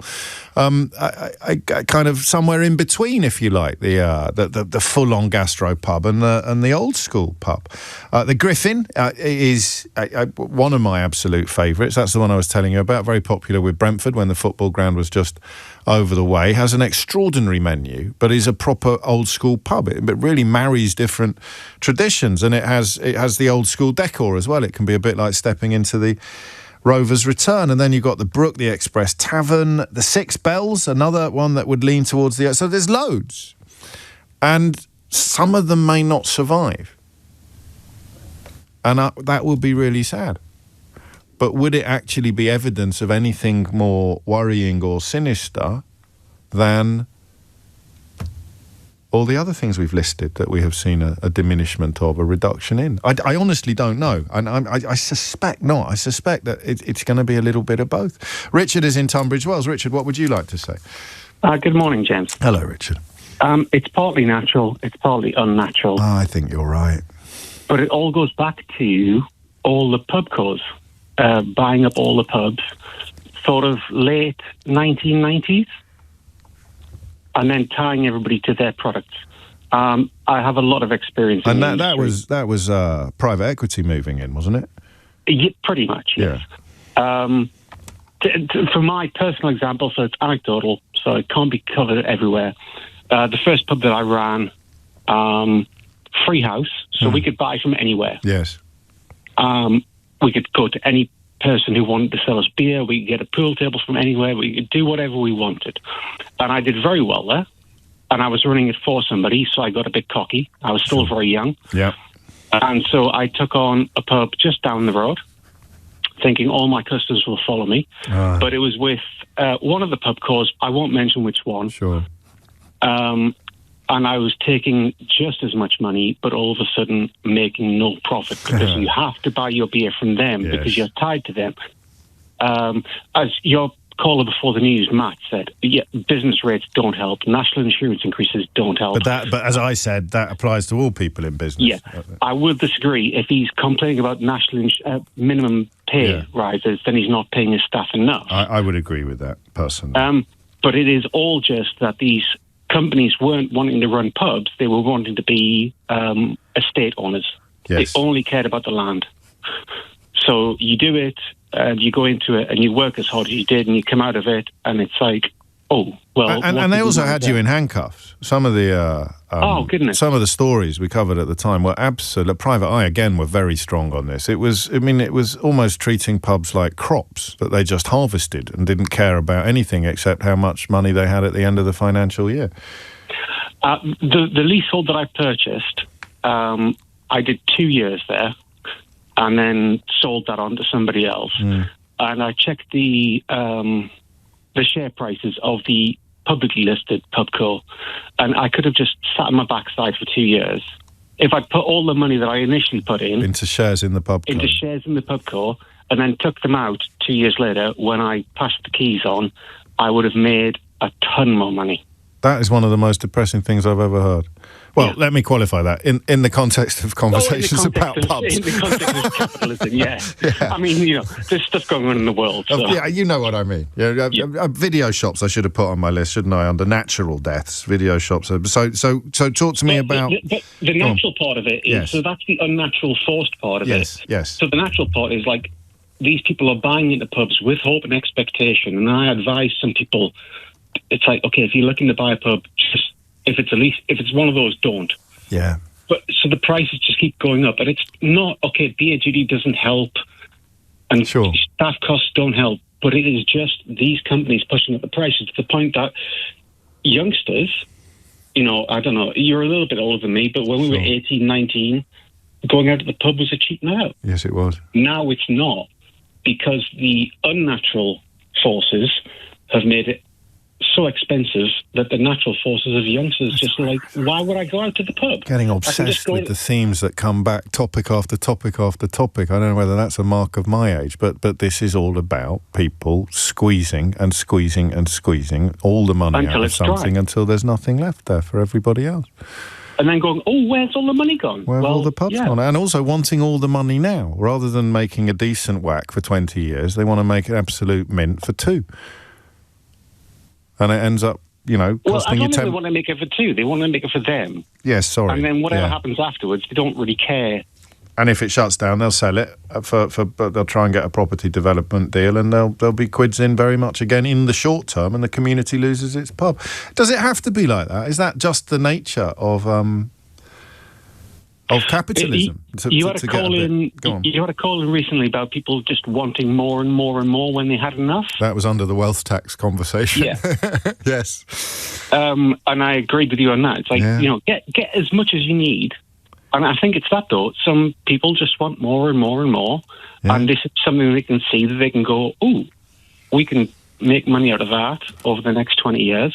And then the entire industry will be knackered because nobody can afford to go out to pubs, so pubs will fail. Then we can sell off all the pubs for housing, and then there's no pubs, so we'll move on to something else. And don't it always seem to go? You don't know what you've got till it's gone, and we'll look back. I don't know what else on this list we'd say, oh God, I wish they'd stayed in terms of private sector stuff, but getting squeezed to the point where it's no longer viable to be in business. Or, if we meet in the middle, Richard, some of it is unnatural and some of it is natural, so some will survive. But that is crucial. That's why we do this. That's why we have these conversations. The idea that you could have put the money in the company and made more out of your shares because of where the money was being filtered, the trickle-up economics, than you would have made from running the actual pub. That is both horribly believable and unbelievable at the same time. Take care, mate. Thank you. 11:42 is the time. Morgan's in Poole. Morgan, what would you like to say? All right there, James. First-time caller, very nervous and all that. It's only me. Welcome aboard. What do you want to say? What do you want to say? I'd like to come at this from the perspective of a consumer, and a young one at that. So I feel a lot of the people my age are not interested in going to the pubs. And, I know a good few people, and maybe once a month we'll go out and, it's a good time. But they're not consistently going. Whereas me, it makes me sound a bit dodge, but I try and go once a week at least, 2-3 times, depending if I got a pool game that day. Do you play in a league? Yeah. And what age are the other people in the league, roughly? Probably average age of 55, I'd say. That says it all, doesn't it? What tempted you into that? Just, I'm kind of down there with my friend, and we go down and play some pool sometimes, and, a bunch of old geezers come over. And steady. You said they were in their 50s. Average age. Okay, yeah. And they come over and just do you want to play doubles? And they start convincing us to come into the league. That's lovely. And you're having conversations with people you never would have met in any other circumstances. We can list all the things that pubs deliver to a community. Your peer group aren't doing it because of the cost mostly, or other issues? I would definitely argue the cost. I don't make a lot of money, and I try and go down to the pub when I can. So you prioritise your pleasures, and other people have different pleasures. What do they do instead? What do your friends do instead? I couldn't really tell you. Scroll through TikTok or something. No, I thought you couldn't really tell you because I don't want to incriminate anybody. But no, I see what you mean. You don't. I mean, what do you do if you're not socialising outside of your home with your friends? Morgan, take care. Happy days. I like this. I knew this, Reece. Actually, it's all gone a bit Brentford today, but I make no apologies for that. But the Black Dog used to be called the Albany, James. It closed after a murder. There was also a story about some unlicensed strippers working at that particular pub under a different guise who got raided and ran for it without picking up their clothes. I don't know, maybe stories like that don't feel to you like they do to me as part of the sort of fabric of community life. But hey-ho, let's squeeze in Tim, who's in Langton Herring near Weymouth. Tim, what would you like to say? Hi, James. Hello.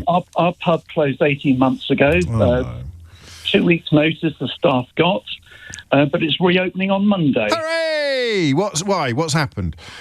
We've the village got together when we realised after about 6 months. Sorry to interrupt. You mean your local pub? You don't mean you were running it? No. Right. Sorry. Our local Carry pub on. in the village. Yeah. It had been closed for nearly 12 months. The village had applied for an asset of community value, which is a planning type thing to protect it. It still wasn't selling as a pub. We feared that the asset of community value might be overturned and the pub might be redeveloped. Right. So we started a committee to raise the £600,000 in order to buy the pub. Wow. And the village stumped up 300 grand amongst our savings and things like that. Yeah. And we were selling jams and pickles at the end of our drive. And our daughter, who's home from America, said, "Mum, Dad, what are you doing? You've got to go on social media." You know, we were selling jams for £3 a jar. I love and this. she said, "You've got to go on social media." And so she wrote some scripts for us. She directed people, which is quite interesting. Some of the villagers being told to walk backwards and things like that. And the TikTok views and the Instagram views had something like 13 I've or seen 14 that. million. Were you the ones telling people to be stands? Yes, It's the elm tree stand. And now we've got fans and stands across the world. Fans and stands across the world. 1,600 Americans have invested and they've chipped in or donated. So, well, is it a donation or an investment? It's a donation. It's technically, because no one is giving you money in expectation of the sort of payouts that the last caller was describing his pubco's getting. No. I've got two questions. Who did you buy it from? It was a small chain of pubs, and they said they can no longer make it viable. What would have happened? Would they have eventually tried to turn it into residential property, or would it have just? We think so. Yeah. Okay. Eventually, it would have been redeveloped. They would have said nobody wants to buy it. It's been on the market, and so it would have to be on the market for a long time, and that would change the planning situation that it was in. And how confident are you? I mean, did you, hand on heart, Tim, and I'll be able to tell if you're lying. I've got technology in the studio. Did you go there a lot when it was open? I used to go there twice a week. Oh, all right, fair enough. But you're going to need people who didn't go there to go there in order to. We'd go there on the village would go there on Friday nights. The locals would go there. We'd go there after table tennis. There was a book club there. There were crochet clubs and things like that. We used to go there, but it possibly wasn't enough to sustain the pub with the business model that they were operating. It was pretty high end. Okay, it I understand. It was expensive to eat there. And what we decided is that we bought the pub and we're not going to run it ourselves. We've appointed a new tenant, a couple who are going to live there, so their overheads are less straight away. Yeah. They can open up the pub themselves. One of them's the chef. The other one is going to be the front of house. It's a better business model. They'll be able to bring other people in as the community and the community are absolutely part of the project, part of the project. That's almost the polar opposite of the sort of pubco picture that has been painted previously. It has been wonderful for community cohesion, and it was only once we'd lost the pub did we really value what we'd actually lost. Do we really appreciate? Yeah, well, that's my old Joni Mitchell line, isn't it? You don't know what you've got till it's gone. When is opening day? Monday. Absolutely, actually, cutting the ribbon on Monday. Cutting the ribbon on Monday. I think that a few locals might be going over the next few days. Just to make sure everything's right. Just to test the pipes, Tim. Just to test the pipes. That's how I love that. So is it keeping the name? It's still going to be the Elm Tree. It's going to be the Elm Tree in at Langton Herring, which is near Chesil Beach. It's a beautiful part of the world. Barnes Wallace tested his bouncing bomb on the Fleet, less than a mile from the pub. There you go. History and a pint. He's supposed to have stayed there during the war. History and a pint. What more can you ask for? Get yourself down. And there was a Russian spy ring sat at the pub as well. This is sensational. Thank you. It's all on our TikTok videos. It's all there. Yeah, embracing the 21st century. Good luck with everything to everybody, because there it is. Possibly one of the ways that the future will not be as bleak as it could look if you were looking today at the statistics. Up next, we've got Donie O'Sullivan back in the studio, fast becoming our favourite senior correspondent at CNN. He's got a new podcast looking at one of my enduringly favourite subjects. Indeed, I may even be making a podcast myself later this year, looking at some of the similar territory, but he's looking at very sympathetically and kindly at people who have fallen deep into conspiratorial beliefs. And he's doing it in the way that we discovered during lockdown, through the eyes and ears and indeed the words of the people who love the conspiracy theorists. It's 10 to 12. James O'Brien on LBC. 11:53 is the time. There's still a lot of chatter coming in with regard to pubs, but I want to move on. Donie O'Sullivan is a senior correspondent at CNN who has graced us with his presence in the past.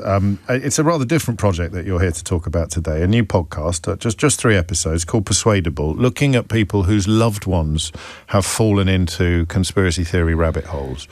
Why? Why are you doing it? Yeah, well, James, I've spent the past almost 10 years, I guess, travelling across the US talking to people who believe in conspiracy theories have fallen down rabbit holes, whether that's about vaccines or QAnon or election denialism or whatever else. I was looking at the measles numbers yesterday. Yeah, yes, especially in places like Texas, yeah. And, quite frustratingly, editors will always ask me, because some of these stories are quite depressing that I do, will say, well, how can we end this story with a solution or some sort of, what can people do? Yeah. And I don't have an answer for that. I don't think it's really the job of a journalist to necessarily come up with answers. But what we've done with Persuadable, this podcast, is sort of, I guess, my humble attempt at trying to put forth at least part of a solution, which is, it's not about society or politics. It's about, if you have a loved one who's coming to the kitchen table every night and is spouting, more and more bizarre conspiracy theories, how you deal with that. And we've spoken to some former cult members, we've spoken to psychologists, we've spoken to people who have been in the rabbit holes and got out. And really what we found is the way to help most of these people is through empathy, which can be really, really difficult. Are there common themes? Are there any uniting themes of the victims, as it were? I will say, from speaking to a lot of people, trauma is when I say trauma, it can be, we all have trauma in our life, right? But a lot of the people I meet, that I encounter that are really into this world, are people who've just recently been through a divorce, a lot of empty nesters, a lot of moms empty nesters, and a lot of people who have had something happen in their life. But not all of them. No, not all of them. And also, we all have traumatic incidences that happen in our lives, I guess, and we don't necessarily go down a QAnon rabbit hole. But I guess what we tried to do in this podcast is to tap into how we all have irrational beliefs. We all have some superstitions. We've all been in some sort of hole in our lives where, our thinking was a bit skewed. And for me, I talk a bit about, in the podcast, a bit about my own mental health, my irrational beliefs about myself at times when I kind of get in a hole of depression or anxiety. Yes. And that's what I realized a lot of times, sometimes I think we want to paint all the QAnon believers as crazy people. But if you meet them, many of them are very productive members of society. They've run businesses, they have kids, they're very charming. But then you speak to them and whatever that one thing is, right? You just see a sort of click and they go off. And I recognize that in myself too, when it comes to if I have panic attacks or things like that, where I could be fine and then something triggers it and I go off. And so that's what I recognize in so many of the people I speak to on this. How interesting. And I'm not in any way suggesting that you don't have to have any mental health issues to believe in conspiracy theories. But for me, it's a way to unlock empathy. So you make yourself quite vulnerable in this, then, or at least you articulate your vulnerability. Share some moments in there about that. So you're coming from a place of empathy. It's sometimes easy to come from a place of mockery. I may have been guilty of that myself. It happened to me on jury service. I can't remember whether I told you this. A woman at the next table literally started telling her fellow jurors that Michelle Obama was a man. And that Volodymyr Zelensky was spending all the aid money on luxury yachts. And she passed her phone around the table to, quotes, prove it, end quotes. And that's precisely the kind of person that you're interested in. Yeah, and look, if you have that in, imagine having that come to the kitchen table, right? Yes, she obviously, this was her go-to conversation. Yeah, and you want to tell the person, I think that the natural reaction is, well, you shut up, you're being an idiot. Yeah. And I think, and it's really hard to not say that. And sometimes, it's, the solution, there isn't one solution here, right?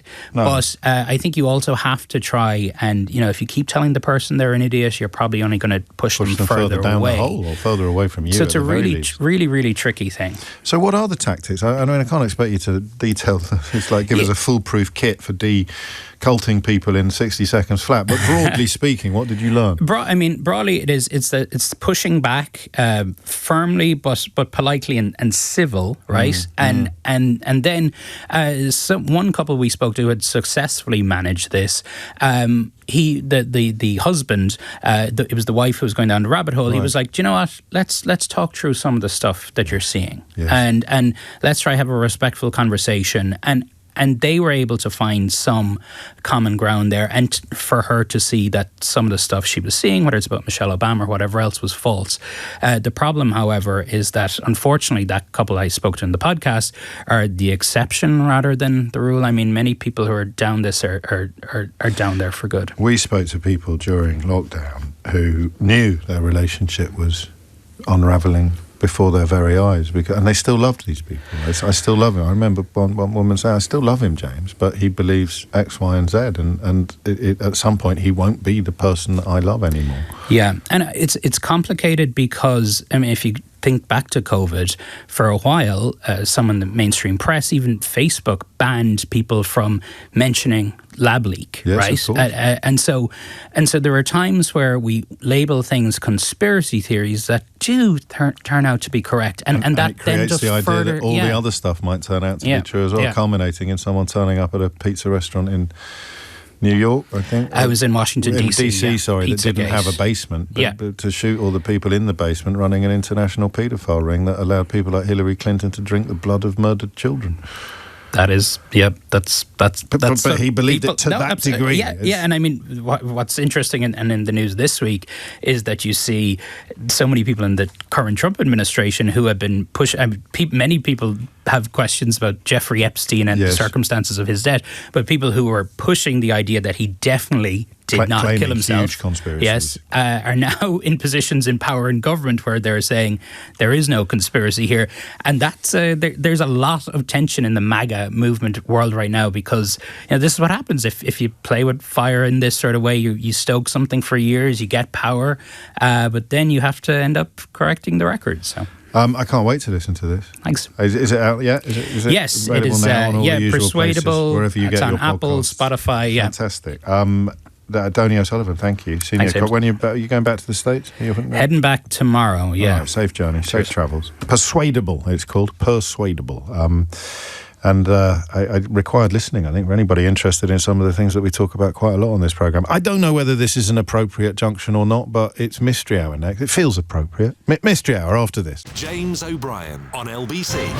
Oh, hello. Is it that time of week already? 4 minutes after 12 is the time. Your weekly opportunity to achieve the sort of satisfaction not available anywhere else on your radio dial is upon us. If you're new to this feature, it is, I should both warn you and titillate you in advance. It is rather different from the other 14 hours of the week that we spend together, but it comes with a couple of guarantees. Key of which, first among equals, primus inter pares, it's Latin, that is. Primus inter pares, you will know more by 1 o'clock today than you do now. That may not be knowledge that you're grateful for or can ever put to any particular use, or even knowledge that you can remember by 1:05 today. But at 1 o'clock today, on the nose, you will know more than you do now. Absolutely guaranteed all your money back. And the second thing is you will have, I believe, one laugh out loud moment in the same time period, in the same time span. But not unless, of course, enough people get involved. And to get involved, you need two things. You need both a phone and a question. The question can be about anything. It just needs to be a mystery, a conundrum, a riddle, something that must have an answer, but you don't know what it is. Actually, I misspeak, don't I? You must have two things. You must have either a question and a phone, or an answer and a phone. But if you have an answer and a phone, you won't know that yet, because you haven't heard the question to which you might have an answer. You can work out the next bit. If you hear a question to which you know the answer, ring in and provide the answer. My favourite contribution of the week will win a Mystery Hour board game. We should have a sound effect for that, Keith. Can we try and think of one? Have you got your little thing there? So I'll just let you pick a random sound effect, all right? I'm going to say Mystery Hour board game. You're going to press a random sound effect. You ready? We could have that. My favourite contribution of the week could win a Mystery Hour board game. This is LBC. Oh. I said random. And if you want to see the full terms and conditions for that competition, that amazing competition, you can find them at lbc.co.uk. If you want to find out more about the board game, fun for all the family, including that rather splendid board game club, the proprietor of which we spoke to last week, I think, on Mystery Hour, then just head over to mysteryhour.co.uk. That's pretty much it. All sorts going on. 6 minutes after 12 is the time.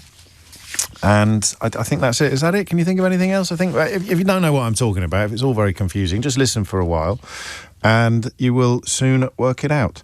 Mark's in Morden. Mark, question or answer? Hi, James. I got a question. Carry on, Mark. It's about the Vietnam War. Oh, yeah. That's the first. I don't think we've had any questions about the Vietnam War before. Carry on. Yeah, so, you know, whenever you see it in a movie or a book or anything else, a veteran or a soldier or whatever it is will refer to the Vietnamese as Charlie. Yes. They'll say, oh, Charlie is up ahead. Yes. Or Charlie picked him off. Remember, why Charlie? Do you know the song Vietnam by Billy Joel? Oh, Good Night Saigon. Good Night Saigon, it's called. You must listen to it. It's an absolutely beautiful song. One of my all-time favourites, actually. Absolutely beautiful. Do you think it? I mean, they put the question through, so we have. Could it be racist? Is there a danger it might be a racist? It was one of the things I was worried about. I didn't want to race bait, but I thought that maybe it was the military alphabet. So LBC. Like Alpha Charlie. Yeah. So I don't know if it's shortened from Victor Charlie or Viet Cong. No, I could be. We will find out. I hope we will find out if it's really. I mean, I'm thinking it won't be pungently racist because it wouldn't have been in the Billy Joel song. But if it is, then obviously we'll pretend that this conversation never happened, Mark, and move on effortlessly. Cool. Carry on. It is 8 minutes after 12. You're listening to James O'Brien on LBC. Charlotte, otherwise known as Charlie, I suspect, is in Oxford. Charlotte, question or answer? Here's a question, please, James. Carry on. It's in relation to trains, yes. Which I really hope someone might have an answer for because it's been driving me mad. My partner has said he wants to become a train driver, which I thought was quite a cool job. But we were talking, we've been talking for a few months about it, and he says, how logistically do they get train drivers to and from their place of work? So we live in Oxford. Does that mean that he has to always drive trains that start and end in Oxford, or is there a chance that he could be told you have to start your shift at 6 a.m. in Penzance? And it's like, well, how does that logistically work? Who organises that? Who organises it? I mean, you're not going to have to start at 6 o'clock in Penzance, but I don't know if every day your shift would start in Oxford. Quite often, I mean, this must have happened to you. You're told that the train is delayed because we're waiting for a driver. Yes. And that's almost a few times. that's almost always because the train that the driver on has also been delayed. So you could end up in a sort of vortex, couldn't you? An infinite vortex of delayed trains and no drivers, so that eventually every driver is on a delayed train, which means every train is delayed. And I don't know what would happen next. It's like being in a lift where the mirrors are on all four walls and it goes on forever. You can see and the country just grinds to a halt. It's the whole country grinds to a... But we'll get it. So, I mean, it's a little bit more than how do train drivers get to work. It's about how... sympathetic, if you like, the job is to where you wake up. Yeah, sort of like that. I just don't understand. They get free travel, so they'll be travelling a lot by public transport. I don't imagine many drive to the station where they start work, but some will. I mean, do you start in the same place every... Let's get the question right. Do you start in the same place every day? Is that the question? Yes, and then I guess end in the same place every day. Well, so you've got that kind of famous Paddington to Bristol line that goes up and down all day, every day. Yes. But I'm assuming what happens if it depots in Bristol that night rather than in Paddington? Is that driver who started in Paddington got somehow get back to Paddington? What's going on here, Charlotte? Are you... Either you're an incredibly caring partner or you're worried that he wouldn't be able to find his way home unaided? It's more that he's got nursery pickup duties. That's my worry. There we go. There it is. There's always the domestic detail underpinning the underpinning the question. Thank you for that. I like that a lot. Do you start and or finish work in the same place every day if you're a train driver? And why did the American soldiers in Vietnam refer to the enemy always as Charlie? 11 minutes after 12 is the time. Mike's in Marlow. Mike, question or answer? James, there's a question about whistles. Oh, what? Is this rhyming slang for suits, or do you mean the actual whistles? No, actual whistles. Because you've got the old police whistle, and then that police whistle sounds a little bit like the guard whistle on the trains. But then when you get into sport, you've got the P whistle. But then when you get into rugby, it sounds like they're playing a tune on it. because they managed to get a high and low note out of it. Are they all using the same whistle? No. Is sport all the same whistle? Oh, you mean do all sports referees have a P whistle? Yeah. Yeah, but is there a standard sports whistle? You know, like an Acme sports whistle. Do you see what I'm saying? Are you using the word Acme as a joke? No, the standard. It was always Acme, wasn't it? Oh, I thought yes, it was because I didn't know how much you knew. 'Cause I thought you were doing it from the Roadrunner. You remember in those cartoons, everything was Acme, but Acme was the brand name for whistles. The world's largest. I mean, they're still going. I think we had a Ray Liotta on this once. Right. I think we took a call from the company historian at Acme Whistles. Right. Because I went past the factory in Birmingham. They've got a little museum there. I didn't know at the time. I keep meaning to go back. I've got the name stuck in my head is Hudson's in Birmingham. Right. And they either were Acme Whistles or they became Acme Whistles. But that question about all sports referees, do they have the same whistle? Yeah. You're on. But the rugby one sounds so different. So but that might be how they blow it, of course. Yeah, that's what I'm saying. Do they put their hand over it? It's like a mouth organ type thing. Do you know what I mean? I do. I like that question a lot. There probably aren't P's in the refs' whistles anymore, but that doesn't alter the question. It's amazing. Other people can remember this. These people, Alex and Chris, are better listeners than you, Mike. Chris has been in touch, so I want to hear from that fella who ran the whistle factory. And Alex writes, you need your whistle museum bloke back on to answer this question. So there you go. It wasn't just me. I didn't imagine it. And who knows? Maybe he will. He didn't run I'm pretty sure he was the official historian for the whistle factory. 13 after 12. It's 3 nice questions, isn't it? Let's get another one. Heather is in East Dulwich. Heather, question or answer? Hi, it's a question, James. Carry on, Heather. You know, when we say road names... Yes. So roads have got different things, like they're called street, avenue, road, lane, grove, crescent, whatever. With street, we always emphasise the first word, like Oxford Street, Sloane Street, King Street. But with all of the others, we emphasise the road bit, or the lane bit, or the avenue bit, or the close bit, or the crescent bit. Really? Yeah. So, like, Shaftesbury Avenue. It's like Shaftesbury Avenue. Shaftesbury Avenue. Let's be Avenue. Lordship Lane.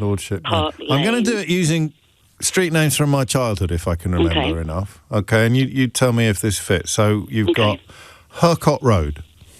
Yeah, so you've emphasised road. Have I? Hurcott Road. Yeah. Hurcott Road. Or it's equal emphasis. This is going to be a tricky question, this one. Let me carry on for a while, because I can think of a few from the immediate front door that I used to... So, Hurcott Road. Imperial Avenue. Yeah, emphasis on avenue. Is it? Are you sure? Is that what you're hearing? Yeah, well, it's either equal emphasis, Imperial Avenue, or it's more of an emphasis on the Hurcott avenue. Road. I can't hear any difference between Hurcott Road and Imperial Avenue. Shrubbery Street. Right, so there you go. What? The emphasis was on shrubbery, not on street. Are you sure? Absolutely. Shrubbery Street. Yeah, so the emphasis is on the shrubbery. Chester Road North. Ah. That doesn't work. I haven't thought of the north and south bit. The horse fair. I'm literally riding my bike out of the front door on Hurcott Road. I've gone past Imperial Avenue, next up Shrubbery Street, down the hill into the horse fair. Blackwell Street, over the roundabout, under the underpass. Blackwell Street. I don't know that I recognise the premise of your question, but I'm going to put it on the board. Absolutely infallible. Okay. Well, Spike agrees. Spike says this caller is spot on. She's right. Everybody else kind of disagrees. Ron no, it's so true. Ron quite rudely, so I'm not going to read out what he said. But Matt says, I disagree with this. And Seema says, I disagree with this. And Bruce wrote, and this isn't the rude one, it's one even ruder than this, Heather. Bruce wrote, nope, she's talking nonsense. No, it's definitely not nonsense. All right, then. Well, Paul actually used the word nonsense.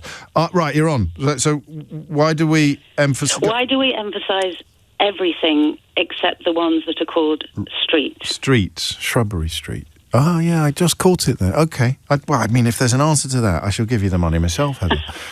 It's 12:16. When we're talking about roads, avenues and all the rest, it's thoroughfares. Why is the only one where we emphasise the first bit rather than the second bit with a street. So you'll emphasise the first bit on roads and avenues, but on streets, the other way. Oh, I don't know. James O'Brien on LBC. So far, we've got questions about the Vietnam War, trains, whistles and roads, but also avenues and even the occasional street. 18 after 12 is the time. Room for more, but room also, of course, for answers. 0345 6060 973 is the number that you need. Heather, very much dividing opinion there. One suggestion that you need to have quite a posh accent for her question to work. I don't know what that makes me, but I didn't quite recognise it until at the end when I said Shrubbery Street. But why do we always emphasise the second bit of a thoroughfare name, except when it's a street, in which case we emphasise the first bit? Lewis is in Hockley. Lewis, question or answer? Answer. Carry on. It's for the train driver question, how the train drivers get to their place of work. Oh, good. Go on. So basically, all trains basically start from a starting depot or a starting location, and the driver is typically required to get there. So you can get the train into work, or you would drive and park at a local car park for that train station. So you're sort of provided with parking to get there if it's a really early start. You do have the examples of where people, like she was saying, where it's out in the middle of nowhere, and you do lodging turns as well. So you would drive the train up, like the last train of the evening. You would then go and stay in a lodging hotel for a few hours to get some sleep, and then you would drive the first train back in the morning. Gosh. That's interesting. I mean, what's going on then when we're at the station and we're told that we're waiting for a driver, because we're not in the depot then? The train has changed drivers halfway through. Is that... Yeah. What's happened there? Yeah, Well, there'll only be some stations where that happens. You're not going to do drivers... That would be the point you're making, wouldn't it? They'll call it the depot station or the beginning station. Yeah, the terminus station. Yes. So sometimes what can happen is, especially with train stations that don't have a lot of platforms, you might be requiring for a train to leave for another one to come in, and it's just that clogging of a train. If the train's late leaving because maybe a passenger was taken ill, and the driver who's meant to be taking that was the one that was driving it.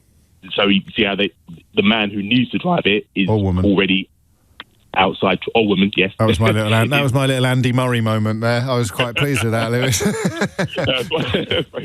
Very well done. So he could be just outside trying to get in, or if he is late, for example, and he's doing a long drive, like I drive and I do long drives, we might be saying, look, I just need a break so I can go toilet, get a cup of tea before I head back. So I know people sit and be like, what's the driver doing? It's like, well, if I've driven for 3 hours, I might need a 5-minute bathroom break before I sort of do a return. So Charlotte's got a problem then. If her partner needs to be back at a certain time every day to do nursery pickup, he can't be a train driver.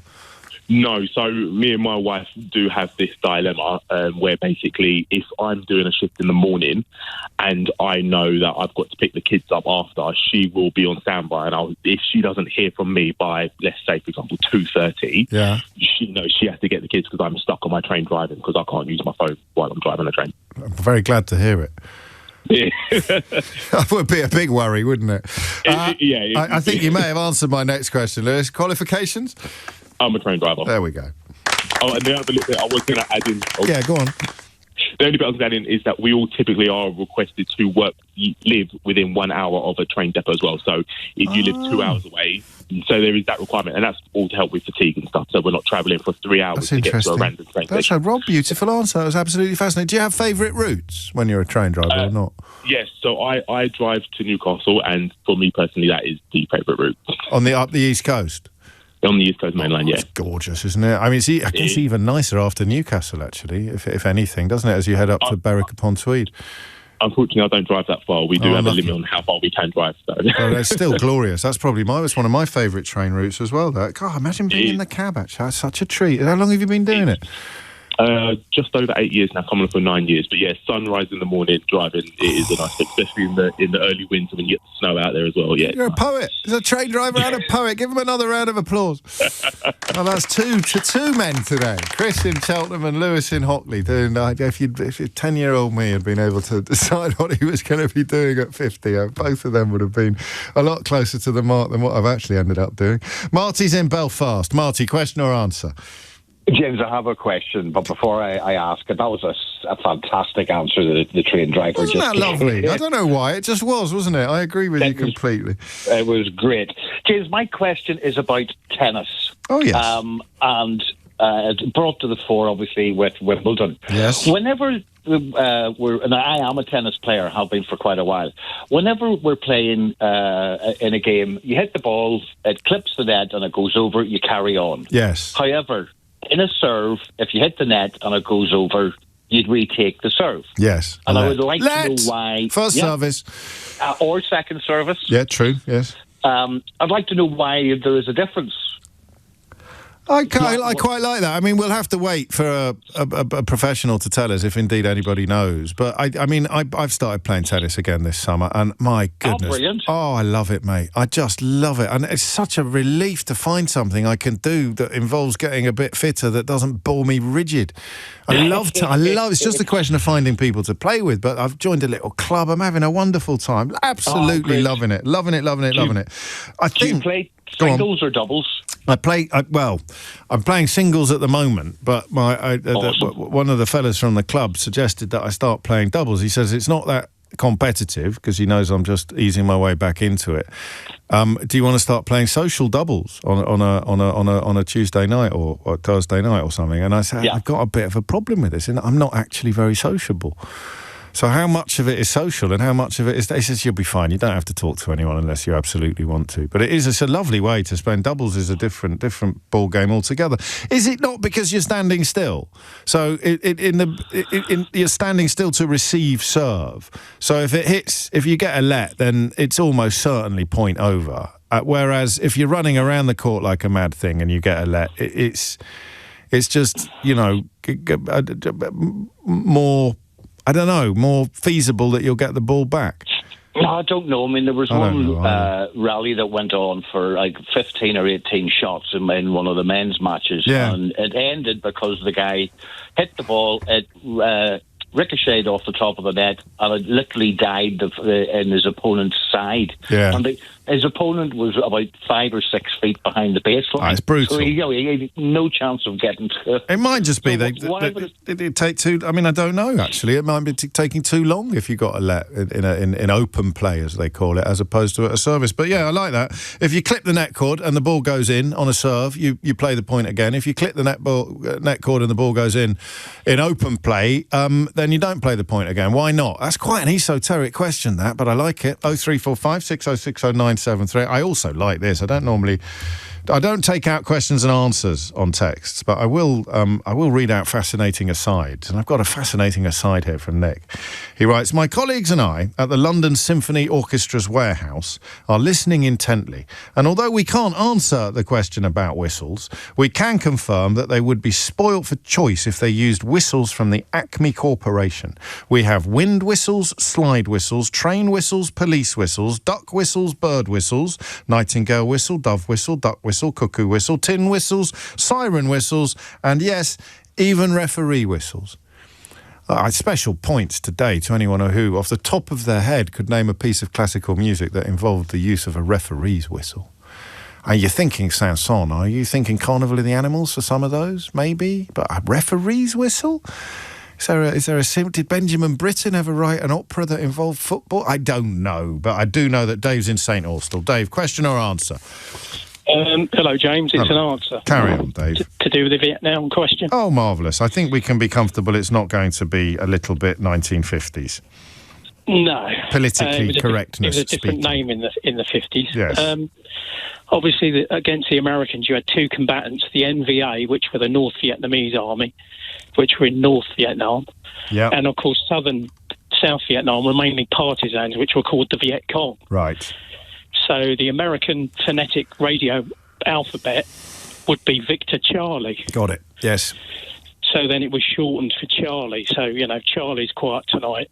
It's often the answer that presents itself as the simplest turns out to be the correct one, doesn't it? Yeah, and that was mainly the slang that they used. Victor Charlie, shortened to Charlie. Have you heard Goodnight Saigon by Billy Joel? Yes. You don't sound as if you like it very much. It's a long time since I heard it, to be honest. It's such a beautiful song. It is, yeah. Starts off with the helicopter rotors flapping like that, and then the noise in the background. I do, had our hash pipe. I love that song. It's just glorious. Anyway, there we go. Everyone go and listen to that when they get a quiet moment. Qualifications, Dave? Was a professional soldier in a previous life, James. Is there such a thing as an amateur soldier? Well... Careful what you say now. We don't want to offend the Territorial Army. Give them a round of applause. I like that, and what a relief it didn't turn out to have any unpleasant racist connotations as well. So we can cross that one off and write Dave's name down next to Mark. We went a bit alliteration earlier. I don't know if you noticed. Mark in Malden and Mike in Marlow. It's coming up to 5:30. A couple of questions still on the board, but there's room for more, and there are now 2 phone lines free. 0345 6060 973 is the number you need. If you have a question, or if you can answer the questions about whistles, do all sports referees use the same sort of whistle?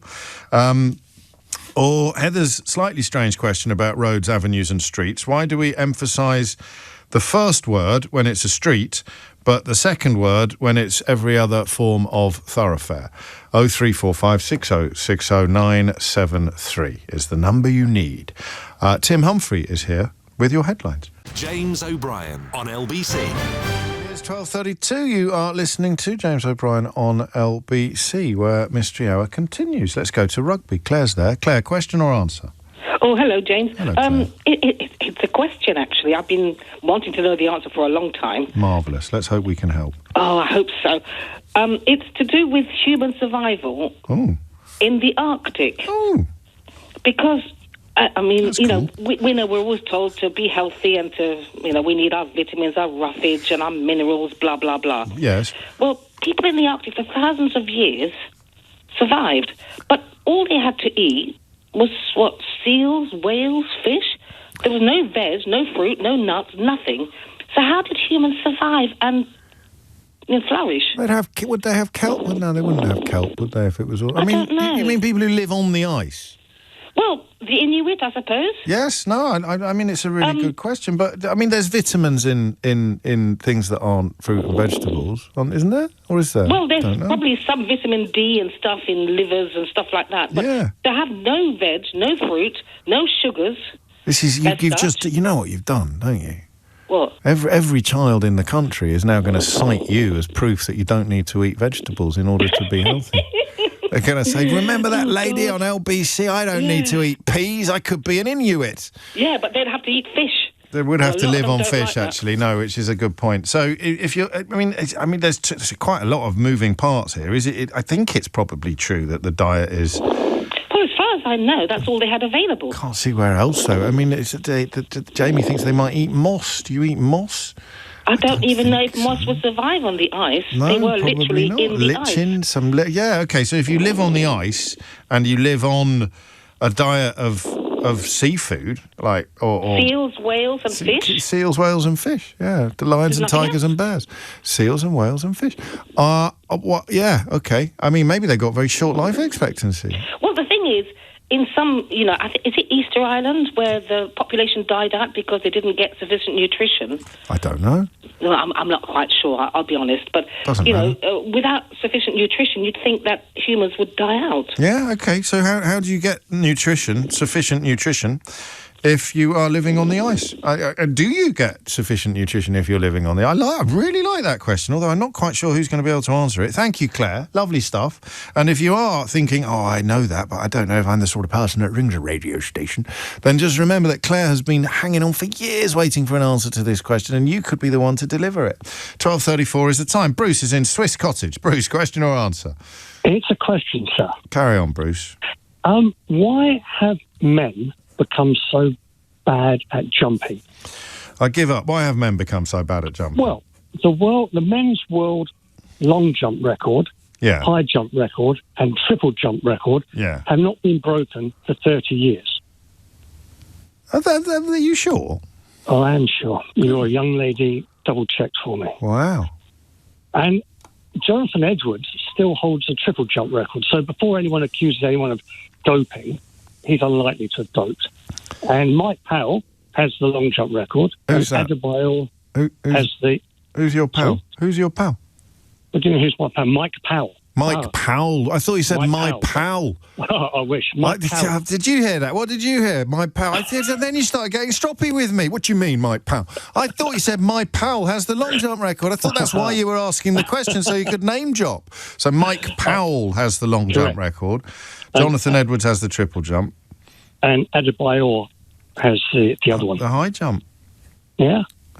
I mean, is it? I mean, we've got marginally faster over the same period, but not notably. You're talking about shaving hundredths of a second off the 100 metres, aren't you? Well, yeah, but the women have beaten their jumping records. But that's because more and more women, athletics has become a more inclusive sport with every passing year. But so we've peaked, or we've come close to peaking evolutionarily. So you'd need a kind of someone who is genetically freakish, like the swimmers sometimes are. Yeah. Or I'm thinking more of the swimmers with like massive flappy feet and giant lungs or something. I don't know what the equivalent would be for a jumper. I don't know. I don't know. Well, okay. So I think your question was a bit unkind. Why have men got so bad at jumping? Why haven't they got better? Haven't improved. Why haven't they got better? They haven't got worse, have they? Well, they have got worse because they haven't got better. Well, they've stayed more or less the same, except for the exceptional examples that you cite. So the people winning gold medals now are there or thereabouts. They're not quite nudging the dial beyond where Edwards and your mate got. All three of them. 30 years. Yeah, a long time for all three. It's really interesting. That's really interesting. I don't know. Someone might know the answer to that. I mean, what's the point of even trying if it's already peaked, if it's already rocketed? I love it. 12:37 is indeed the time. Thank you, Bruce. Nell's in Dublin. Nell, question or answer? Question. Carry on, Nell. Okay. It kind of rips off last week about shaving. Hang on, get yourself off speakerphone, mate. I can't make out what you're saying. Sorry. That's it all right. kind of rips off. It rips off a question last week, I think, about shaving one's beard. Oh, yes. And my question is, how come when I shave my big, beautiful mole, it doesn't get nicked? Ooh. Whereas when I shave other parts of my face, sometimes I might nick myself. Is it? And your mole is concave, is it? It's concave. Convex. It's convex. relief. Convex. Yeah. Convex. Yeah. So you can feel a bump when you run your finger over. Yeah, it's very noticeable. How big is it? Big and beautiful. I know that, but how big? It's about the size of a half penny piece. Oh, that's a nice old mole then. Did you know that Marilyn Monroe used to use eyeliner to accentuate her mole to make it look darker? I'd imagine so. I think Tony Curtis did as well. Is that right? So I presume the answer is that it's smooth. So it's big and smooth, like me. But the blade would, it's just amazing that I nick myself. It's big and smooth, but you're going to nick yourself on things that are small and bumpy. And because it's big and highly relieved. Big and smooth. It's an undulation, isn't it, on your face rather than an obstacle for the razor. Hair grows out of it as well. I didn't need to know. I didn't need. Yeah, but the hair gets shaved. There's hair growing out of all of your face, isn't there? So sadly, I think that I think it is because it's big and smooth. So you're shaving an undulation. It's no more of a mystery that your mole gets satisfactorily shaved than it is that your philtrum does. Philtrum? Yeah, that's the bit leading down between your nostrils, like from the bottom of your nose, like that valley. Oh, yeah. And do you know what the bit between your eyebrows is? Because if you had the bit between your eyebrows in the middle above your nose? I don't shave there. No, well, lucky you. Noel Gallagher does. I only found this word out last week. Do you want to know it? Do you care? Do you care what it is? I do. I care a lot. It's a lovely word, this. No? Go for it. Glabella. Beautiful. I know. Sounds like an ugly sister in Cinderella, doesn't it? Glabella. Sounds like Latin. So, it probably is Latin, isn't it? So you've got your glabella, which you happily don't have to shave, but some unfortunate people do, to avoid monobrow, although you're better off plucking. Then you've got your philtrum here, which is, for my money, just as undulatory as your mole. So I think it's because it's smooth and biggish. Okay. I'm going to take a. I think. Am I going to take a round of applause on that one? I'm wondering what a barber. Yeah, you're right. Okay, you're on. So, yeah, what gets nicked and what doesn't, and that would tell us why your mole doesn't. So I won't take a round of applause on that. Thank you, Nell. Mark's in Chelmsford. Mark, question or answer? Answer. Carry on. Wasn't sure what was going to question. I'm not sure about this, but let's give it a go. Well, no, hang on a minute. Well, have you cleared this with the producer? Yeah, but that was earlier on, but I had to pull out. That was about 20 minutes ago. We're back in the dressing room with this one, please. Can we work out what's going on here? It says question on my board. The 12:41 is the time. Questions that still need answers. I haven't nixed him off. He's not getting red carded. I just want to clarify. It sounded like he changed his mind when he came on of whether he's going to provide a question or an answer. So we have done the Charlie question, we've done the train driver question, we haven't done the whistle question. Do all sports referees use the same whistle? We haven't done the road and avenue question. We haven't done the tennis question. Why does a clipped net cord get a let when it's a serve but not when it's in open play? How do people who live on the ice, like Inuits, possibly get a balanced, nutritious diet?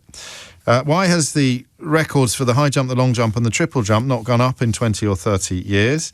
How come Nell can shave over his mole without getting a nick? That's all I've got left on the... Yeah, all right, Will. Nobody has to shave their glabella. They choose to. It's 12:42. John's in Birmingham. John, question or answer? It's an answer, James. Carry on, John. It's an answer to the sports whistle question. Marvellous. Sports whistles the same. And the answer to that question is no, but they are split into two categories: peeless and whistles with a P. Most famously, the Acme Thunderer. And do we still make the Acme Thunderer? The Acme Thunderer is still made. It was first introduced in 1884 as a sports whistle. As an alternative, would you believe, to the... You're that John, aren't you? I am. This is lightning striking twice. That's me, yeah. Just remind us what your job description involves. So I'm the archivist at the Acme Whistle Company in Birmingham, also known as J. Hudson & Co. I love it. I still haven't been to the museum. Remind me when it's open. It's not open every day, is it? Well, there isn't a museum as such, James, but there are regular tours around the factories. That was it. I'm going to come and visit. So, sorry, I interrupted you because I got a bit overexcited. Peeless versus peed. Do referees still use the Acme Thunderer, football referees? So football these days is predominantly peeless. Right. And typically it's split along those lines. So football peeless, rugby would be the Acme Thunderer, which has a P. And that's why they can get a bit more musicality out of it than... Yeah, absolutely. And there's also a bit of individual personality that you can put into the whistle. So, for example, in rugby terms, if it's a knock on, it's just a short blast. If it's a penalty, then you'll blow as hard as you need to according to the severity of the the severity of the incident, as it were. Fantastic. Could you go a mastermind with whistles, do you think? Probably not. Why not? My boss definitely could. Your boss in the archive or the boss of the whole factory? Of the whole factory, yeah. Right. He does the tours, James. If you do come, any whistle questions that you have will be invariably answered. He's your man. Well, I don't know if you should have said that, actually. You got a Ray Liotta last time, didn't you? I did, yes. I think you have to get another one then, don't you? I'm Ray Liotta, and you're listening to James O'Brien on LBC. If you build it, they will come. Literally working on the archive in the factory where the whistles that we're talking about are made. That's magical. How's business? Is it all right? Yeah, it's really strong. Good. We were just talking about it earlier today. The sports whistle continues to go from strength to strength, which is brilliant. Oh, for a bonus point, can you think of any piece of music that involves a sports whistle that would need? Because we got that lovely message. I don't know if you heard from the people at the London Symphony Orchestra in the instruments warehouse, and they've got almost as many whistles as you have. I can't off the top of my head. No, nor can I. It doesn't matter. You've already got your Ray Liotta. There are lots of whistles. Lots of songs that feature whistles. Yeah, but classical music, pieces of classical music. Oh, I see, yeah. I couldn't think of one. Maybe there'll be an opera about football. I just haven't seen it yet. Lovely work, John. Thank you. Take care. 12:45. James O'Brien on LBC. It is 12:48. You're listening to James O'Brien on LBC. That was lovely, wasn't it, with the whistles? And I got a lovely message off Sam as well, Sam Cullen, who's written a wonderful book called London's Lost Pubs. So if, like me, you have a real fondness for pubs and a fascination with the ones that have disappeared, then that probably is a book for you. London's Lost Pubs by Sam Cullen, who got in touch on Blue Sky. And actually, I think I got the name of the pub in Kidderminster that I couldn't remember as well, that was there when I was tiny on the horse fair. Looking at the map, I can't find the lovely person that sent it to me, but that could have been it. It's a sad story, this. And I've never been able to find hide nor hair of him since, but I was at school with a lad when I was 4, would you believe? And his dad ran a pub on the horse fair in Kidderminster, which was, I mean, it's quite a rough part of town. Nice, nothing wrong with it, but it certainly was quite a rough part of town. And he had his 4th or 5th birthday party, and they were having it in the function room at the pub that his dad ran. And if my memory's correct, and I've checked with Mum, I was the only person from school that went, because I was at a little private school. He was at the same school as me. I was at a little private school in Kidderminster, and it was a girls' school, but they took boys in the very, very early years. And I presume that everyone else was just either a bit snobby or a bit scared, and so they didn't turn up.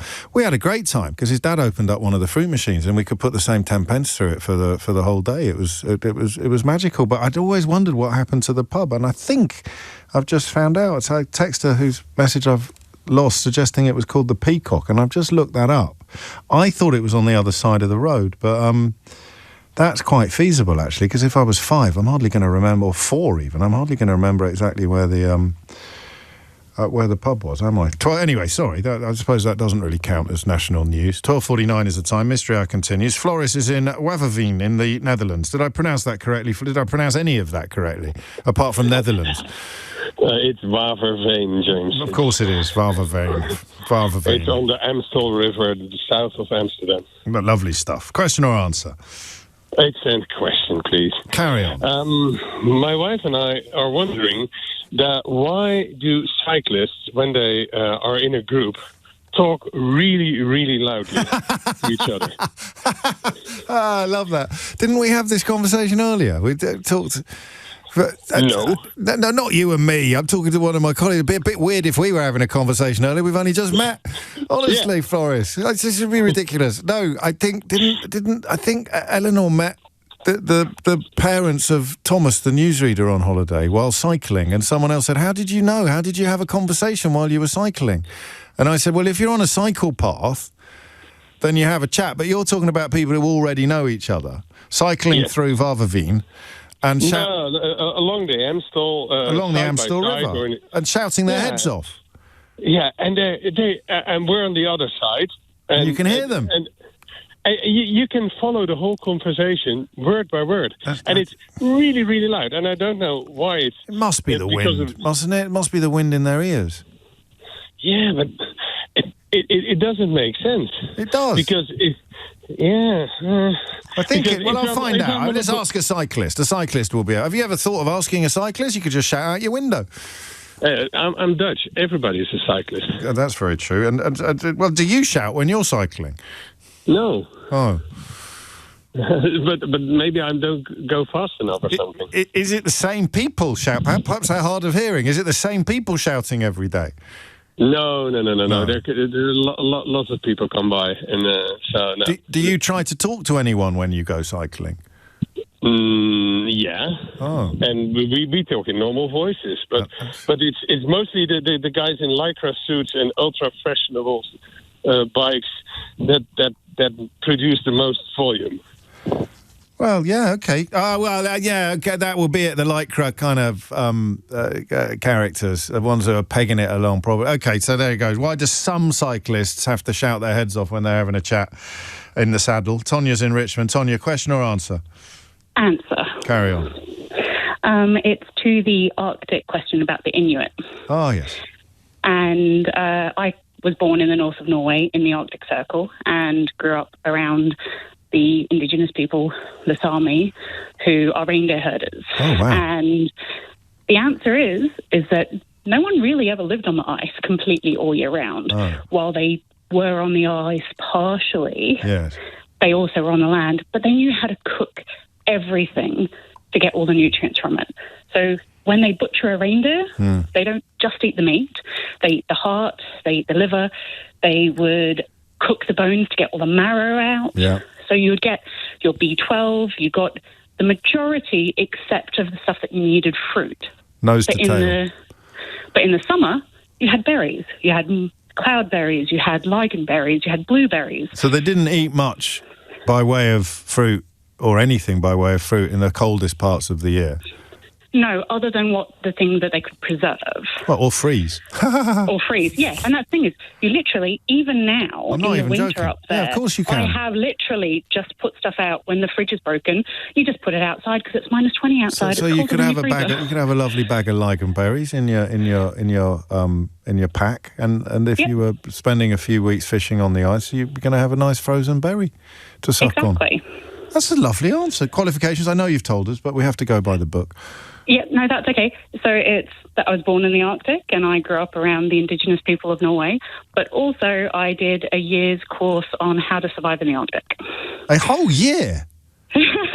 Well, it'd be a bit rubbish if it was just a week, wouldn't it? Because anyone could survive a week. The longer it is, with the polar bears. So the longer the course is, the more effective selling it becomes. I did a 50-year course on surviving in the Arctic. That's real survival. How amazing! What would shock us most that you learned on that course? That's a very good question. Your pea does freeze when it's minus 40 outside before it lands on the ground. You played the game, Tonya, and you absolutely smashed it. That was such a perfect answer. Have a round of applause. Before it lands on the ground. That's extraordinary. Thank you. I wasn't even dreaming of that quality of answer. I thought she was going to say something like, I once ate a reindeer's tongue or something like that. But that's just magnificent. Cecilia's in Tottenham. Cecilia, question or answer? Answer, James. Carry on. About street names and the pronunciation of roads. Do you recognise the premise of Heather's question? Yes. Oh, carry on. Yes, but I think it needs to be broken down into three parts. That's the thing, and they're all sort of mutually exclusive. Speak very quickly. Very quickly. Well, point number one is with street. It's like the word crescent or terrace. It's the R that's followed by an aspirated vowel. Right. So it makes you push that out and emphasise that word anyway. So you think Oxford Street versus Oxford Road would be a lot flatter, and also road has got what's called a glottal stop at the end of it in the D. Okay. Point number two is the way that we use those words, i.e., in just normal language, giving our addresses to anyone. I think the word would be emphasised differently if you were giving instructions. So, take a left down so-and-so road. Yeah. Instead of just saying, I live at so-and-so road. That's thoughtful. And third is because as English speakers, that's how we use the word R's and aspirated vowels in that context. So it's how we're taught to pronounce them in school, and because we're human, we mimic more than we learn. So it's a picked up habit over time and time and time. It's a hard R followed by an aspirated vowel. I tell you what, I didn't think Heather was going to get an answer at all, let alone one as detailed and as quality as this. What are your qualifications, Cecilia? I'm a linguist. I'm a linguist, she says. There it is. Round of applause for Cecilia, the linguist. Lovely stuff. What perfect. What a great mystery hour. What a great life. Ned's in Bradfield. Ned, question or answer? I'm going to have a stab at an answer, Mr. Roby. Let's do it. Okay, right. I'll tell you what, if you get this one wrong, you're for the high jump. Yeah, exactly that. Very good. Round of applause for James, please. Thank you very much. Thank you very much. Right, good stuff. So, the high jump, long jump conundrum. Yeah. It's not one answer, it's a mixture of four things. So, first thing, the physicality side of things. I mean, we are only so strong, tendons, muscles, gravity, and speed that we can reach to propel ourselves forward and over things. So there is going to be a sort of dead stop on that, unless technology kind of gets involved, in which case that brings us to financing and money. So Sky Sports aren't going to bring this, I'll put this on TV anytime soon. So cycling, for example, went through a huge revolution as soon as Sky picked up that. So once the money goes into things, then that's when the sports nutrition I think you're actually this is a really good answer, because I'm just thinking if Usain Bolt had been encouraged to do the long jump, he probably would have broken the world record from an early age. But why would he when all the money is in the 100 metres? Exactly that. Yeah. So, and also, like, who's doing it? I mean, if you look at it, most of it's part of track and field. And, jumping up very high isn't, again, going to be on 9 o'clock. No, you've nailed it. I want to squeeze in another one. Qualifications? I used to work in a high-performance sports gym along with the UK thing. I've got one thing interesting just to throw in quickly. Very quickly. Talking about the doping. So it wouldn't be involved with that. What do you think the number one banned sport is in the UK? Tiddlywinks. On the other thing, people most banned for doping. Yeah, it's rugby. Is it Everyone really? thinks it's cycling. If you go on the UK anti-doping site, it's absolutely risen. Is it really? Well, that's steroids. Yeah, it will be. Steroids. Well, you live and learn. Crack, it's not your show, mate. It's all very well giving people rounds of applause. Give him a round of applause, Keith. And very, very, very quickly, Ian in Brighton, why do cyclists shout so much? My wife's going to kill me. She's Dutch, therefore my in-laws are Dutch. It's a Dutch thing. They just shout relentlessly. Perfect answer. Round of applause for Ian. And commiserations on the imminent divorce. I'm giving that. I could have been anyone this week, couldn't it, for the prize? But I'm giving it to Lewis, the train driver, because I don't know. Just he communicated not just lots of really interesting information perfectly, but he just came across as like everybody. But he came across as a really top bloke as well. So a free Mystery Hour ball game winging its way to Lewis. If you missed any of today's show, you can listen back on Catch Up on Global Player and the LBC app, where you can stay up to date on the top stories and opinions of the moment. Put your news categories into the order you want, pause and rewind live radio, and listen to a range of podcasts. Download the official LBC app for free from your app store now. Tom Sawbrick will be with you at 4. But now, on LBC, it's Sheila Fogarty. Oh, drum roll. Thanks very much indeed. James O'Brien on LBC.